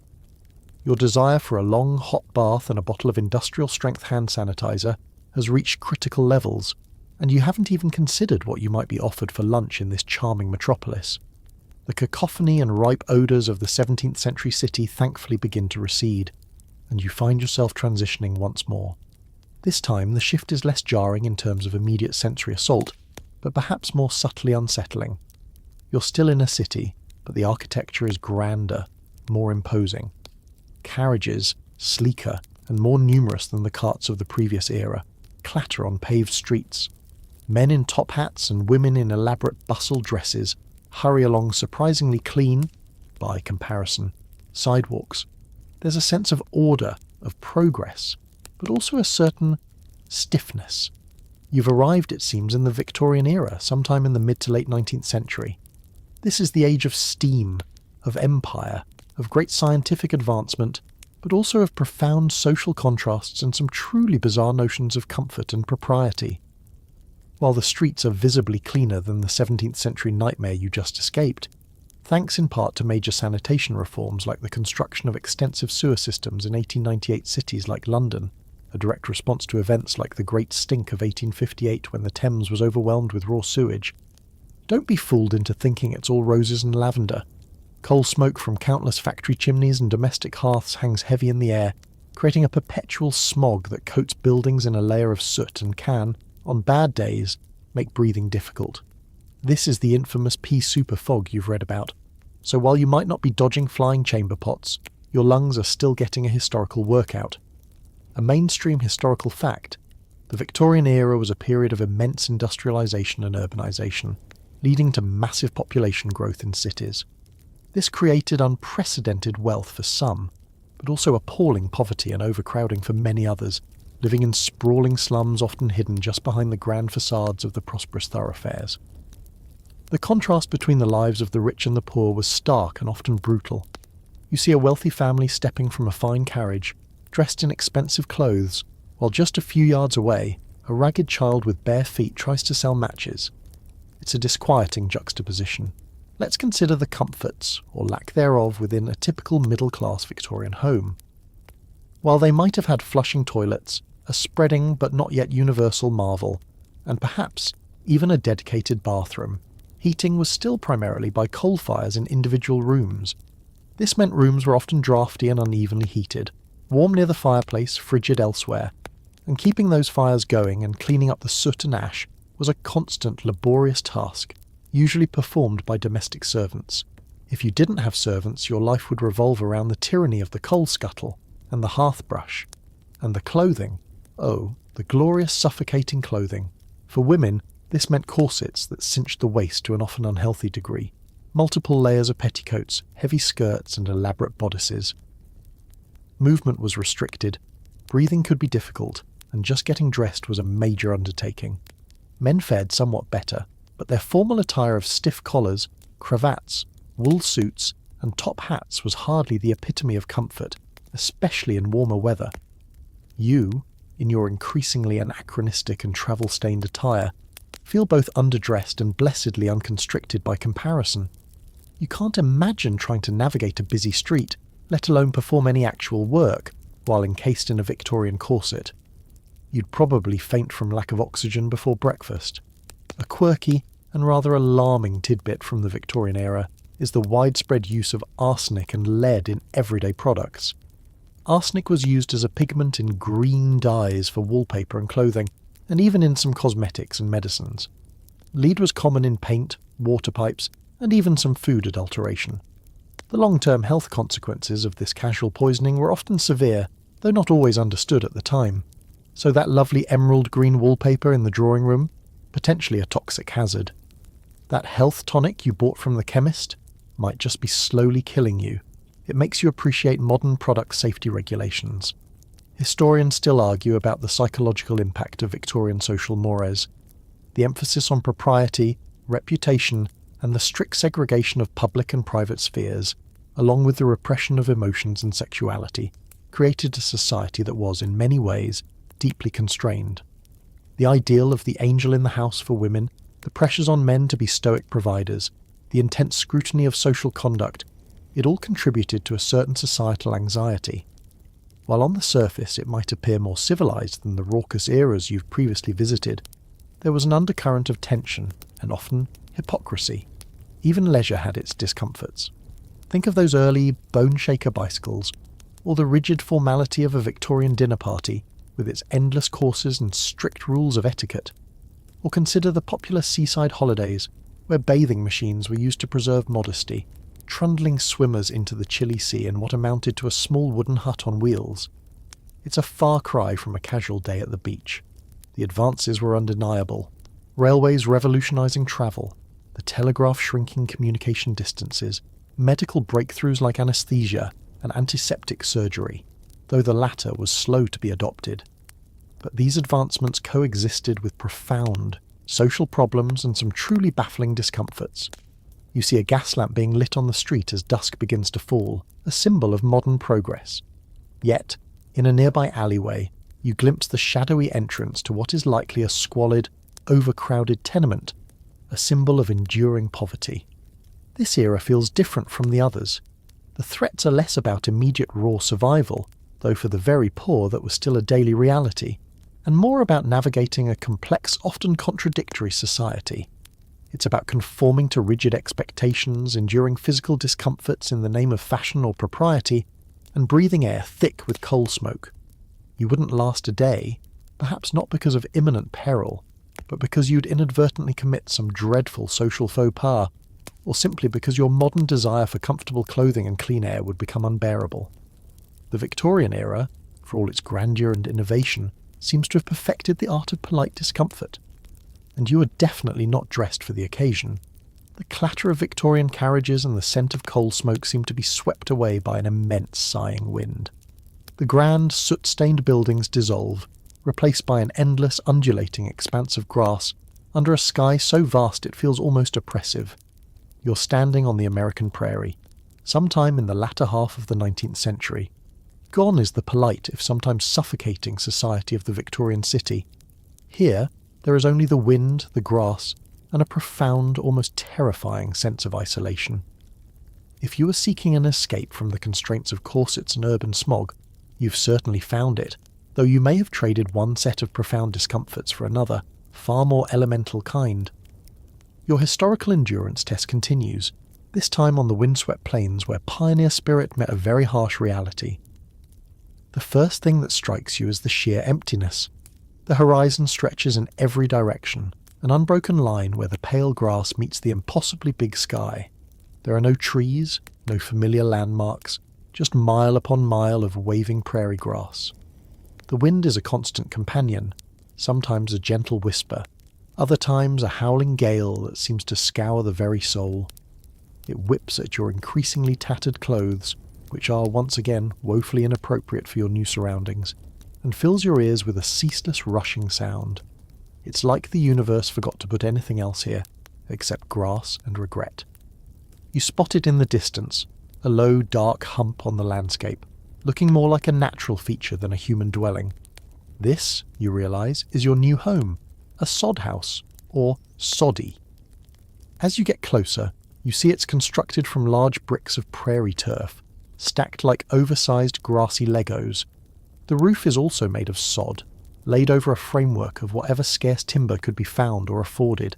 Perhaps cottonwood poles from a distant riverbank. A mainstream historical fact for you: the Homestead Act of 1862 encouraged settlement of the American West by offering 160 acres of federal land to citizens who were willing to live on it, cultivate it, and build a dwelling. For many pioneers, timber was scarce and expensive, making sod the most practical and often only building material available. Building one of these was back-breaking labour.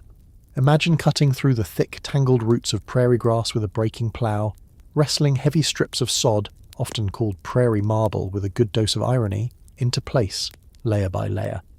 Your shoulders ache just thinking about it. The walls are thick, offering surprisingly good insulation against the brutal prairie winters and the scorching summer heat. But the interior, well, it's an acquired taste. You duck through a low doorway. It's dark, the only light coming from the doorway itself and perhaps a single small greased paper window. The floor is packed earth again.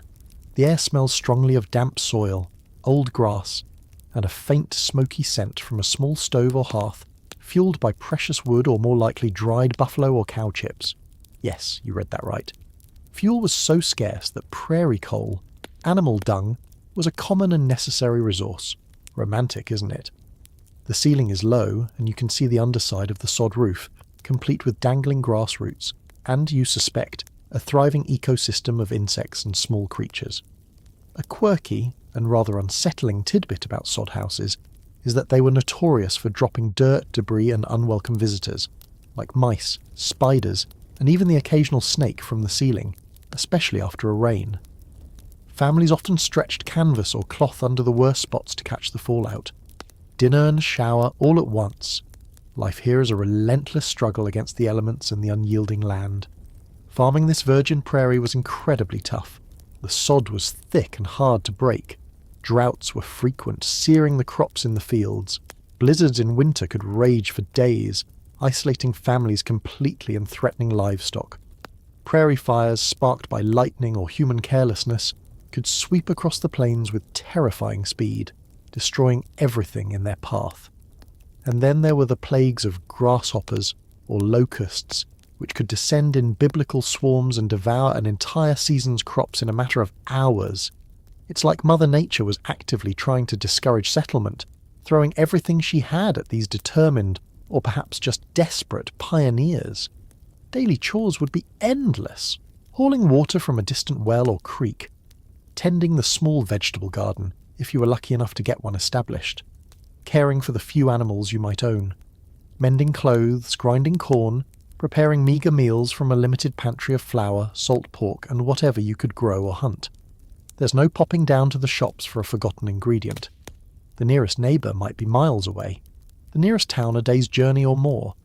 The isolation could be crushing, especially for women, who often bore the brunt of domestic labour and childcare in these remote, lonely settings. Historians still debate the extent to which the romanticised pioneer spirit, that image of rugged individualism and triumphant self-reliance, accurately reflects the often brutal, desperate, and soul-crushingly lonely realities faced by many homesteaders. While stories of resilience and community are certainly true, so too are stories of failure, despair, mental breakdown, and families forced to abandon their claims after years of fruitless struggle. It wasn't a picturesque adventure for everyone. For many, it was a grim battle for survival. You imagine the long winters, cooped up in this small, dark, earthy space, the wind howling outside, supplies dwindling, or the scorching summers, the sun beating down relentlessly, the air thick with dust, the constant fear of drought. You think about the lack of medical care. The nearest doctor perhaps 100 miles away. A simple injury, a common illness, could become a life-threatening crisis. You wouldn't last a day. You'd probably take one look at the endless horizon, the complete lack of Wi-Fi, and the prospect of collecting buffalo chips for fuel, and immediately demand to be returned to the relative comforts of the Victorian smog. At least there you could get a newspaper. This is a different kind of hard, a solitude and self-reliance that your modern, hyper-connected soul finds deeply intimidating. The prairie offers little comfort, only the stark demand to endure. The vast windswept prairie shimmers and fades, the smell of damp earth and buffalo chips replaced by the much less wholesome aroma of bilge water, tar, unwashed bodies, a recurring theme in your historical travels it seems, and the faint metallic tang of old fear. The endless grass gives way to splintered, weathered wood beneath your feet, and the sighing wind is now the snap and creak of rigging and the rhythmic slosh of waves against a hull. You've been transported, rather alarmingly, to the deck of a 17th or early 18th century pirate ship. Avast, ye landlubber. Your historical discomfort tour has taken a decidedly nautical, and likely very unpleasant turn. Forget the swashbuckling romance. The reality of life aboard a pirate vessel was mostly grim, brutal, and short. The first thing that hits you, after the smell, is the sheer claustrophobic lack of space. The deck is crowded with rough-looking men, a motley collection of nationalities and temperaments, all armed to the teeth with pistols, cutlasses, and a general air of simmering violence. The ship itself, whether a captured merchantman or a purpose-built sloop, is small, cramped, and clearly designed for fighting and speed, not comfort. Below decks, where the majority of the crew would eat and sleep, conditions would be even worse, dark, airless, and perpetually damp. You can almost feel the rats scurrying in the bilges. Remember the Viking Longhouse's communal sleeping arrangements?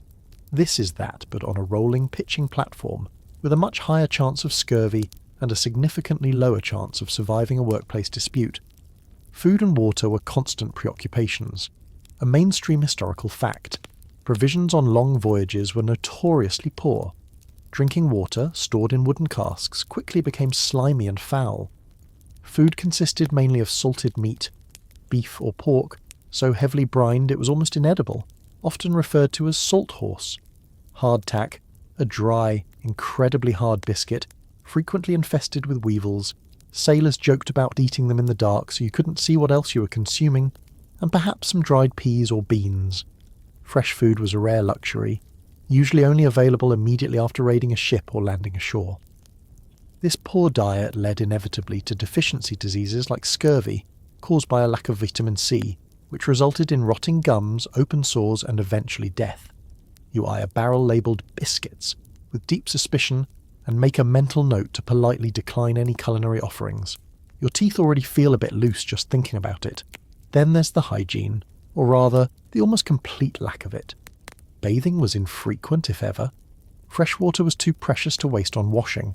The heads, the ship's toilets, were often just platforms or seats extending over the side of the ship, usually near the bow, offering a very public and often very splashy experience, especially in rough seas. With dozens, sometimes hundreds, of men crammed into a small vessel for months on end, with no laundry facilities and minimal personal cleanliness, the stench must have been overpowering, and of course this environment was a paradise for lice, fleas, and disease. Typhus, again, dysentery and various fevers would sweep through a ship's crew with deadly efficiency. You suddenly feel an intense nostalgia for the relatively benign grime of the prairie sod house. Discipline aboard a pirate ship, while perhaps less formally structured than a naval vessel, could be incredibly brutal. While pirate crews often operated under a set of articles, or a code of conduct that they all agreed to, a surprisingly democratic feature, often outlining shares of plunder and rules for onboard behaviour, punishments for infractions could be swift and savage. Flogging was common. Keel hauling, where a man was dragged under the ship's hull from one side to the other, was a particularly gruesome punishment, often resulting in death or severe injury from barnacles and drowning. Marooning, being abandoned on a deserted island with minimal supplies, was another favourite. You observe the hard, weathered faces around you, the casual way they handle their weapons, and decide that absolute, unquestioning obedience is your only viable strategy here. This is not the place for witty banter or questioning authority. A quirky, though grim, tidbit about pirate life is the constant threat from within. While united against their prey, pirate crews were often volatile collections of desperate men. Disputes over plunder, accusations of cheating, or simple personality clashes could easily erupt into violence. Trust was a fragile commodity. The captain, often elected by the crew, ruled by a combination of charisma, ruthlessness, and the ability to deliver results, i.e., successful raids. A captain who failed to bring in loot, or who was perceived as unfair, could quickly find himself facing a mutiny. It's like a high-stakes corporate environment, but with more cutlasses and fewer HR complaints. Historians still argue about the true motivations and character of the average pirate. Were they all bloodthirsty villains, or were some driven by desperation, escaping harsh naval discipline or poverty? The reality is likely a complex mix. Many were undoubtedly hardened criminals, but others may have seen piracy as a form of rebellion, or simply the best available option in a brutal world. Regardless of their motivations, their lives were almost invariably short and violent. The average career of a pirate lasted only a few years, ending in battle, shipwreck, disease, or at the end of a hangman's rope. You cling to a railing as the ship pitches and rolls, the decks slick with sea spray and who knows what else. The noise is a constant assault. The creak of timbers, the roar of the wind in the rigging, the shouts of the crew, the crash of waves. There is no peace, no quiet, no escape. And always, there's the underlying tension, the knowledge that at any moment you could be plunged into a desperate bloody battle for your life, or succumb to some foul disease in a cramped, stinking hammock. You wouldn't last a day. You'd probably be seasick within the first hour, incapacitated by the smell within 2, and either thrown overboard as useless or dead from sheer terror before sunset. Your appreciation for dry land, stable flooring, and non-weevil infested food is growing exponentially. The pirate life is definitely not for you. The pitching deck of the pirate ship and the stench of the high seas dissolve, and you find yourself on solid, sun-baked earth once more. But this is no windswept prairie. The air is hot, dry, and carries the scent of dust, sweat, and something else. A faint coppery tang that makes the hairs on the back of your neck prickle. You're in a large sandy enclosure surrounded by high walls. Other men, stripped to loincloths, their bodies glistening with sweat and marked with scars, are engaged in strenuous, repetitive exercises, practicing with wooden swords, lunging at straw dummies, wrestling in the dust. The atmosphere is one of brutal discipline and barely suppressed aggression. You've landed, it seems, in a ludus, a Roman gladiator school. Your historical discomfort tour has just taken a turn towards a very specific, very deadly form of entertainment, and you, my friend, look like fresh, untrained meat. The life of a trainee gladiator or tiro was one of unremitting hardship and constant danger. Most gladiators were slaves, prisoners of war or condemned criminals, though some free men, often desperate or debt-ridden, volunteered, seeking fame or fortune. Regardless of their origin, once they entered the ludus, their lives were no longer their own. They were property, bought and trained by a lanista, the owner and head trainer of the school, to fight and die for the entertainment of the Roman masses. Forget any romantic notions of noble warriors choosing their fate. This was a brutal, exploitative business. The training was incredibly rigorous and designed to turn raw recruits into efficient killing machines. A mainstream historical fact. Gladiators were highly specialized, trained in specific fighting styles with particular types of weapons and armor, like the Murmillo with his large shield and sword, the Retiarius with his net and trident, or the Thraex with his small shield and curved dagger. This specialization made for more interesting and varied matchups in the arena. Your training would focus on one such style, endlessly drilling techniques, building strength and stamina, and learning to endure pain. You watch a trainer, a hard-bitten veteran with a whip in his hand, savagely berating a clumsy recruit. Discipline is harsh and immediate. There are no appeals, no gentle corrections. Failure to perform could result in a beating, or worse. The living conditions in the ludus were basic and crowded. Gladiators lived in small cells, often sleeping on straw. Diet, however, was usually a point of focus for the lanista. While not luxurious, it was designed to build muscle and strength. They were often fed a high-carbohydrate diet, rich in barley, earning them the nickname hordiari, or barley men, beans, and other energy-giving foods. This sometimes resulted in them being a bit on the chubby side by modern athletic standards, but that layer of subcutaneous fat could offer some protection against superficial cuts in the arena. You look at your own physique, decidedly unbarley-fed, and feel a pang of inadequacy. You're not sure you're built for this kind of sustained, brutal physical exertion, And then there was the constant shadow of the arena. Every training session, every drill, was a preparation for that moment when you would step out onto the sand before a roaring crowd to fight for your life. The psychological pressure must have been immense. While not every gladiatorial contest ended in death, experienced, skilled gladiators were valuable investments, and a reprieve granted to a defeated but brave gladiator, was not uncommon. The risk was always there. A thumbs down from the crowd or the editor of the games could mean a swift, brutal end. You imagine the roar of the Colosseum, the smell of blood and fear, and a cold dread settles in your stomach. A quirky, though rather morbid tidbit about gladiator schools is the collegia, or brotherhoods, that often formed among the gladiators. Despite being trained to fight each other, these men, living and training in close, harsh conditions, often developed strong bonds of camaraderie and mutual support. They might contribute to burial funds for fallen comrades, or look out for each other within the brutal confines of the ludus. It's a poignant reminder of humanity finding ways to assert itself even in the most dehumanizing circumstances. Historians still argue about the exact odds of survival for a gladiator.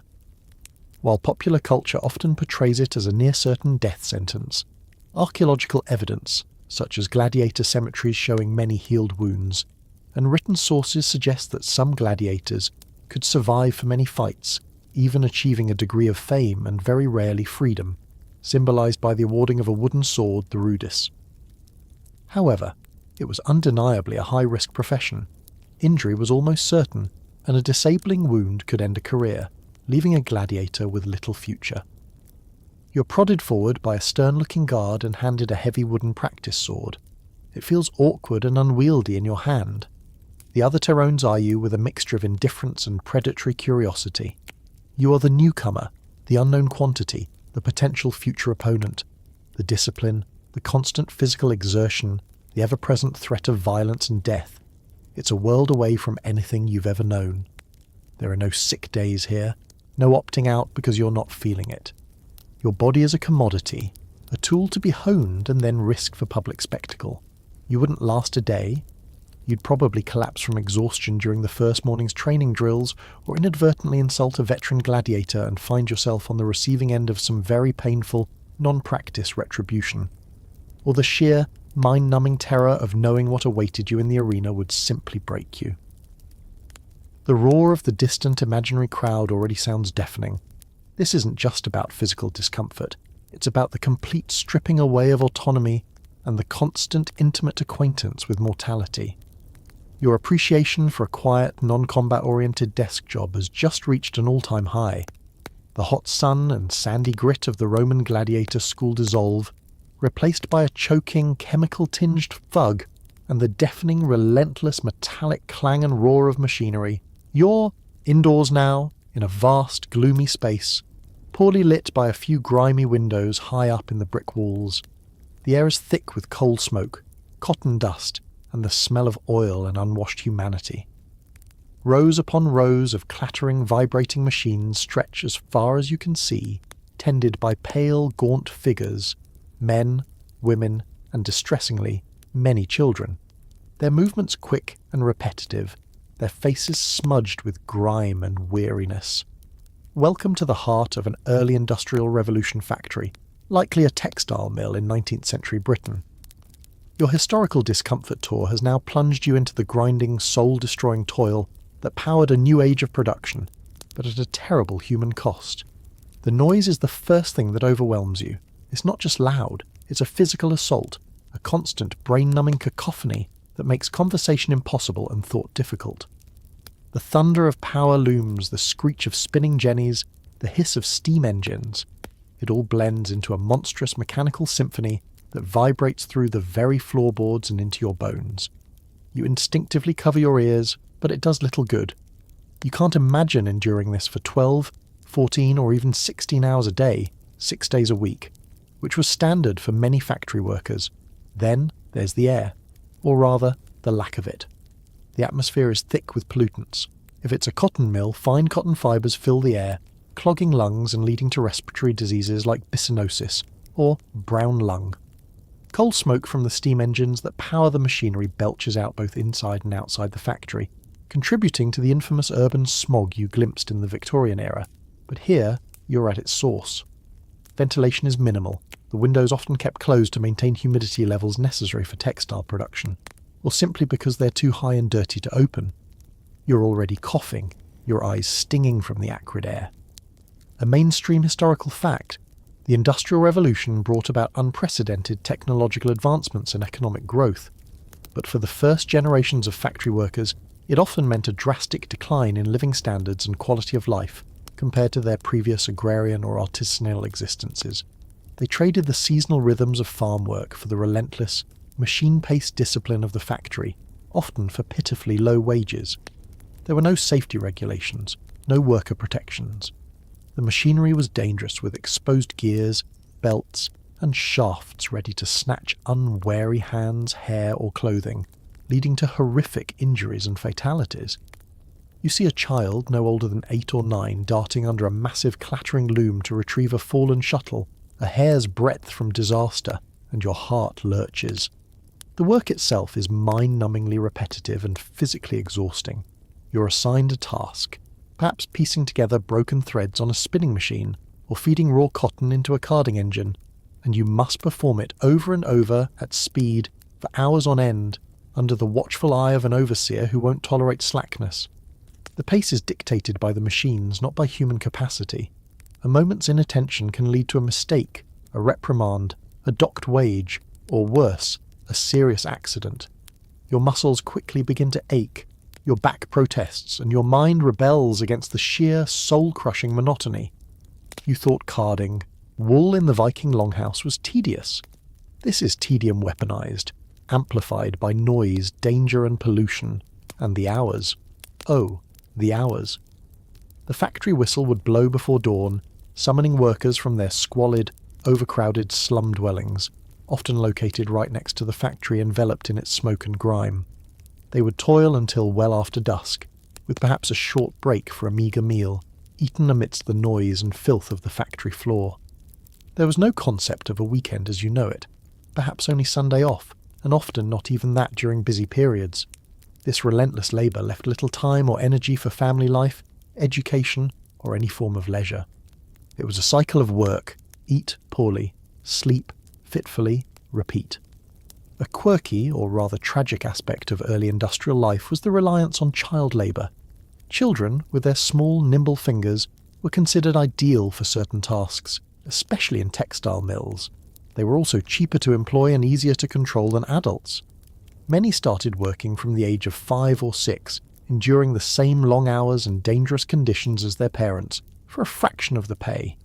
Their childhoods were stolen, their health ruined, their futures bleak. It's a horrifying thought, seeing these small figures toiling amidst the monstrous machinery. Historians still debate the overall impact of the Industrial Revolution, weighing its long-term benefits in terms of technological progress and increased productivity against the immense human suffering it caused in its early stages. While it eventually led to higher living standards for many, for those who lived and died in these first factories, it was often a period of unmitigated misery and exploitation. There were reformers who spoke out against these conditions, like Lord Shaftesbury in Britain, who campaigned for factory acts to limit working hours and improve safety, but progress was slow and hard-won. You wouldn't last a day? You'd probably be deafened by noon, choking on cotton dust by mid-afternoon, and either maimed by a machine or collapsing from sheer exhaustion and despair before your first shift even ended. The sheer, dehumanizing brutality of the environment, the relentless noise, the polluted air, the constant danger, and the crushing monotony. It's a vision of hell forged in iron and steam.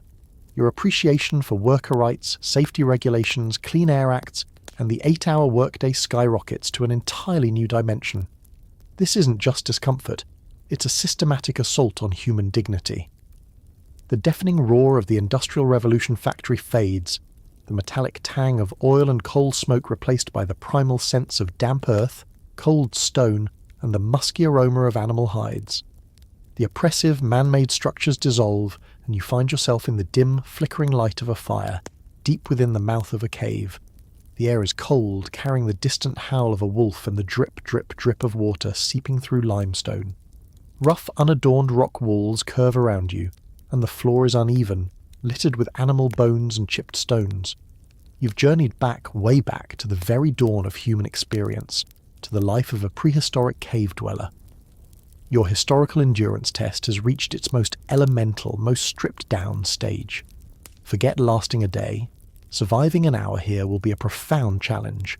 The first thing that strikes you is the profound silence, broken only by the crackle of the fire, the drip of water, and those unnerving sounds from the wilderness outside. It's a silence that speaks of immense solitude and ever-present danger. The comforts of even the most basic historical societies you've visited, the Viking Longhouse's communal warmth, the Egyptian village's shared labour, even the medieval peasants' meagre but established community, are utterly absent here. You are, or at least feel, profoundly alone, reliant on nothing but your own wits and the most primitive of tools for survival. Shelter is this cave. It offers protection from the worst of the elements, the biting wind, the snow, the rain, and a defensible position against predators.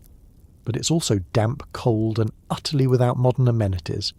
No central heating, no running water, except for that irritating drip, no comfortable Axminster carpet, just cold, hard rock. The fire is the heart of this existence, providing not only warmth and light, but also a means to cook food, if you can get any, and deter the things that lurk in the darkness beyond its flickering glow.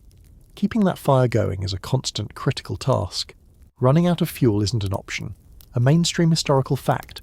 For vast stretches of human prehistory, the Paleolithic or Old Stone Age for instance, which lasted for millions of years, our ancestors lived as hunter-gatherers, relying on foraging for edible plants and hunting wild animals for sustenance. They lived in small nomadic groups, following animal migrations and seasonal food sources, often using caves or rock shelters as temporary or seasonal homes. Their lives were intimately tied to the natural world, a world that was both provider and constant threat. Food acquisition is the primary all-consuming daily struggle. You see a collection of crudely sharpened sticks, primitive spears, and chipped stone tools that look like they require immense skill and patience to create, let alone use effectively. Hunting would involve tracking animals, often large and dangerous, mammoths, bison, cave bears, using stealth, cooperation, if you're part of a small band, and a deep understanding of animal behaviour. Failure means hunger, injury, without any medical care beyond perhaps some chewed herbs or a poultice of mud, could easily mean death, either from the wound itself or from subsequent infection. Foraging for plants, roots, berries, and nuts would be equally important, requiring extensive knowledge of what was edible and what was poisonous. You look at your own soft hands, utterly unsuited for napping flint or digging for tubers, and feel a profound sense of uselessness. Your survival skills honed by navigating supermarket aisles and online ordering are hilariously inadequate here. And then there are the predators. Saber-toothed cats, giant cave bears, packs of wolves. The prehistoric world was teeming with animals that would view a lone, unskilled human as an easy meal. Every venture out of the cave to hunt, gather, or fetch water would be fraught with peril. Even within the cave, vigilance would be constant, especially at night. The fire is your main defence, but it needs to be fed. You imagine huddling close to the flames, listening to the terrifying roars and snarls from the darkness, hoping the flimsy barrier of firelight will be enough to keep them at bay. A quirky, though perhaps speculative, tidbit about cave life. Some of the earliest art in the world is found in caves. Stunning paintings of animals, hunting scenes, and abstract symbols, created tens of thousands of years ago. What drove these early humans to create such beautiful and often inaccessible art in the depths of dark caves, using primitive pigments and flickering torchlight? Was it ritual, magic, storytelling, or simply an innate human urge to create and make sense of their world? It's a profound mystery that connects us directly to these ancient ancestors. You peer at the cave walls, half expecting to see the faint outline of a bison or a handprint. Historians, or rather prehistorians and archaeologists, still argue about many aspects of daily life in these remote eras, as the evidence is scarce and often open to interpretation. What was the exact nature of their social structures, their belief systems, their communication? We can infer much from skeletal remains, stone tools, and cave art, but many details remain shrouded in the mists of deep time. What is clear is that life was incredibly harsh, a constant struggle for the barest essentials. You shiver despite the fire, The cold from the stone floor seems to seep into your bones. Your modern clothing, which has now been through a Viking Longhouse, Egyptian heat, medieval damp, urban grime, Victorian smog, prairie winds, pirate ships, gladiator schools and factory pollution, is practically disintegrating and offers no protection against this primal chill. You are hungry, you are cold, you are probably terrified, and you are acutely aware of your own fragility. There are no easy meals, no secure shelters beyond this cold stone, no guarantees of surviving the next hour, let alone the next day. You wouldn't last a day. You'd likely be dead before your first prehistoric sunrise, eaten by a cave hyena, frozen in your sleep, or perhaps just succumbing to a fatal bout of despair at the sheer, overwhelming bleakness and a sudden, intense craving for a hot shower and a pizza. This is survival in its rawest, most uncompromising form. Every breath, every small success would be a victory. And it makes all the other historical discomforts you've endured seem like minor inconveniences by comparison. Your journey through time has brought you to the very bedrock of human existence, and it is a profoundly humbling and terrifying place to be. The primal chill of the prehistoric cave and the flickering firelight begin to recede, the distant howl of a wolf fading into a gentle, almost imperceptible hum. You feel a sense of lightness returning, a gradual release from the raw elemental fear and the constant gnawing hunger. The cold stone beneath you softens, the damp, earthy smells giving way to something cleaner, more familiar.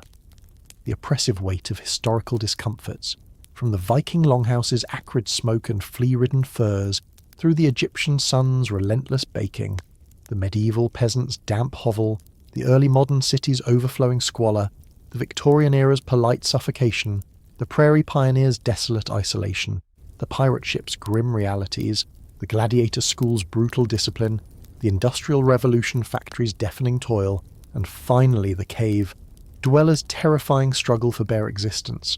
All these vivid, uncomfortable snapshots begin to swirl and coalesce in your mind, forming a vast tapestry of human endurance. You find yourself once more in that quiet, neutral space, a sort of gentle interlude between worlds, the same one you visited after your initial batch of historical misadventures. It's a moment to process the extended, even more challenging tour you've just undertaken, a chance to let the sheer, overwhelming otherness of these profoundly difficult past lives settle more deeply. You take a slow, deliberate breath, a genuinely deep, clean breath, and it feels like an even greater luxury than before. The simple act of breathing air that doesn't sting your eyes, choke your lungs with dust or smoke, or carry the stench of disease and decay, is a profound, almost spiritual relief. You reflect on the common threads that ran through all those disparate eras, now with an even greater appreciation for their severity. The constant grinding labour, not just for basic necessities, but often for the mere chance to see another sunrise. The ever-present, inescapable threat of disease, malnutrition and violence, often misunderstood and utterly untreatable, making life a precarious, fleeting gamble.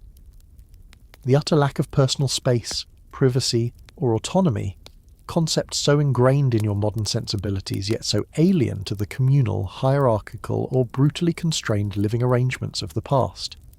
The relentless sensory assaults, the smells, the textures, the noises, the extreme temperatures that would have been the unyielding daily reality for countless generations, but which your 21st century self found almost catastrophically unbearable.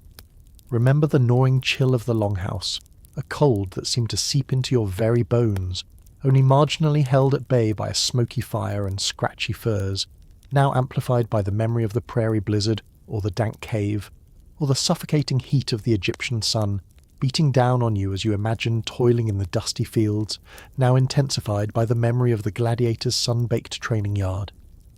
The sheer, unrelenting dampness of the medieval hovel, a place where true dryness felt like an impossible dream, made even more poignant by the pirate ship's perpetually soaked timbers, the overwhelming stench and chaos of the early modern city street, a genuine biohazard zone where every step was a gamble, now rivaled by the factory's chemical fug or the pirate's bilge, and even the more civilized Victorian era, with its own peculiar discomforts, seems almost benign compared to the brutal realities of a Roman ludus or the terror of a prehistoric night. A mainstream historical fact which has perhaps become abundantly, almost painfully clear through this extended journey, is that for the overwhelming majority of human history, life for the average person was characterised by unrelenting hardship, terrifying scarcity, and a constant desperate struggle for survival against odds that would make a modern-day adventurer blanch. The comforts and conveniences that you take for granted, clean running water, effective sanitation, readily available and diverse food, powerful and accessible medicine, climate-controlled environments, personal hygiene products, safety regulations, human rights, are incredibly recent, fragile and hard-won developments in the vast timeline of human existence. You think about the incredible resilience, the sheer tenacity of the people you've met in your mind's eye. The Viking, the Egyptian, the peasant, the city dweller, the pioneer, the pirate, the gladiator, the factory worker, the cave dweller. They weren't somehow inherently tougher than you in a purely biological sense, but they were conditioned from the moment of their birth to a level of pervasive hardship, danger, and discomfort that is almost impossible for you to truly comprehend. Their baseline for normal, for what constituted an acceptable day, was so vastly, fundamentally different from yours. A quirky, overarching tidbit from this entire sprawling journey might be the simple, crushing realization of how much effort and risk went into just existing, into merely staying alive.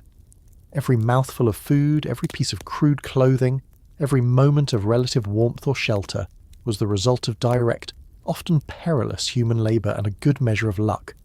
There were no safety nets, no guarantees, no easy options. This constant, unyielding struggle shaped their bodies, their minds, their communities, and their perception of the world. Historians, archaeologists, and anthropologists will continue to argue, to discover, and to reinterpret the nuances of daily life in these past eras.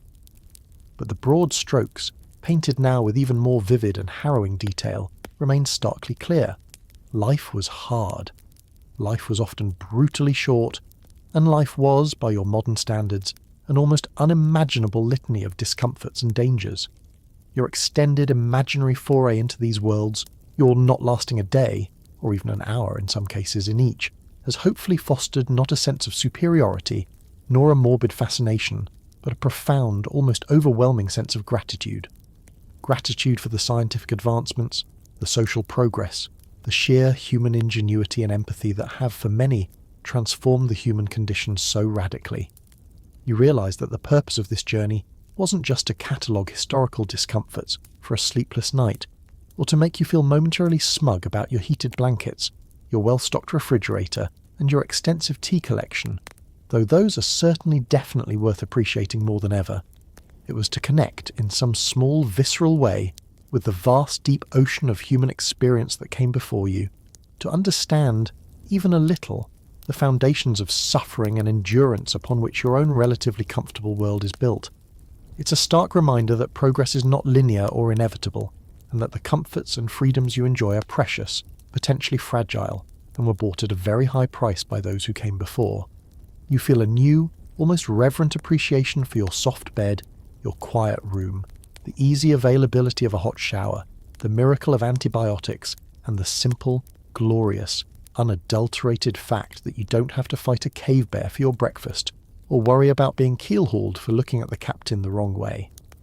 As these thoughts settle, a deep sense of weariness washes over you, a profound exhaustion, but it's a strangely peaceful weariness, the kind that comes after a long, arduous and deeply thought-provoking journey, the kind that signals an undeniable readiness for genuine, untroubled and profoundly grateful rest.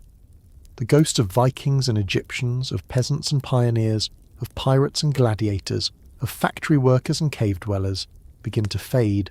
Their smoky, dusty, damp, dangerous reality is receding as your own comfortable, blessedly safe present reasserts itself with gentle insistence. The soft hum of your fan, perhaps, or the gentle, steady glow of a distant street lamp filtering through your curtains feels wonderfully, reassuringly modern and profoundly peaceful. The trials of the Longhouse, the stench of the medieval street, the oppressive heat of the Nile, the grinding toil of the factory, the primal fear of the cave, these are now just fading echoes, stories to lull you into an even deeper appreciation of your own quiet, clean, and comfortable sanctuary. You can let go of the need to chop wood for the fire, or fight for your share of weevil-infested hardtack, or worry about the contents of the chamber pot being emptied from the window above. No pottage, no salt horse, no desperate foraging awaits you for breakfast, unless you happen to be a particularly adventurous and historically committed chef with a penchant for extreme culinary reenactment. Your eyelids feel exceptionally heavy now, the accumulated weight of centuries of imaginary hardship and historical empathy pressing them gently, irrevocably closed. The images of those past lives, once so vivid and demanding, now soften and blur, becoming like half-forgotten, distant dreams, their sharp edges smoothed by the balm of your present comfort.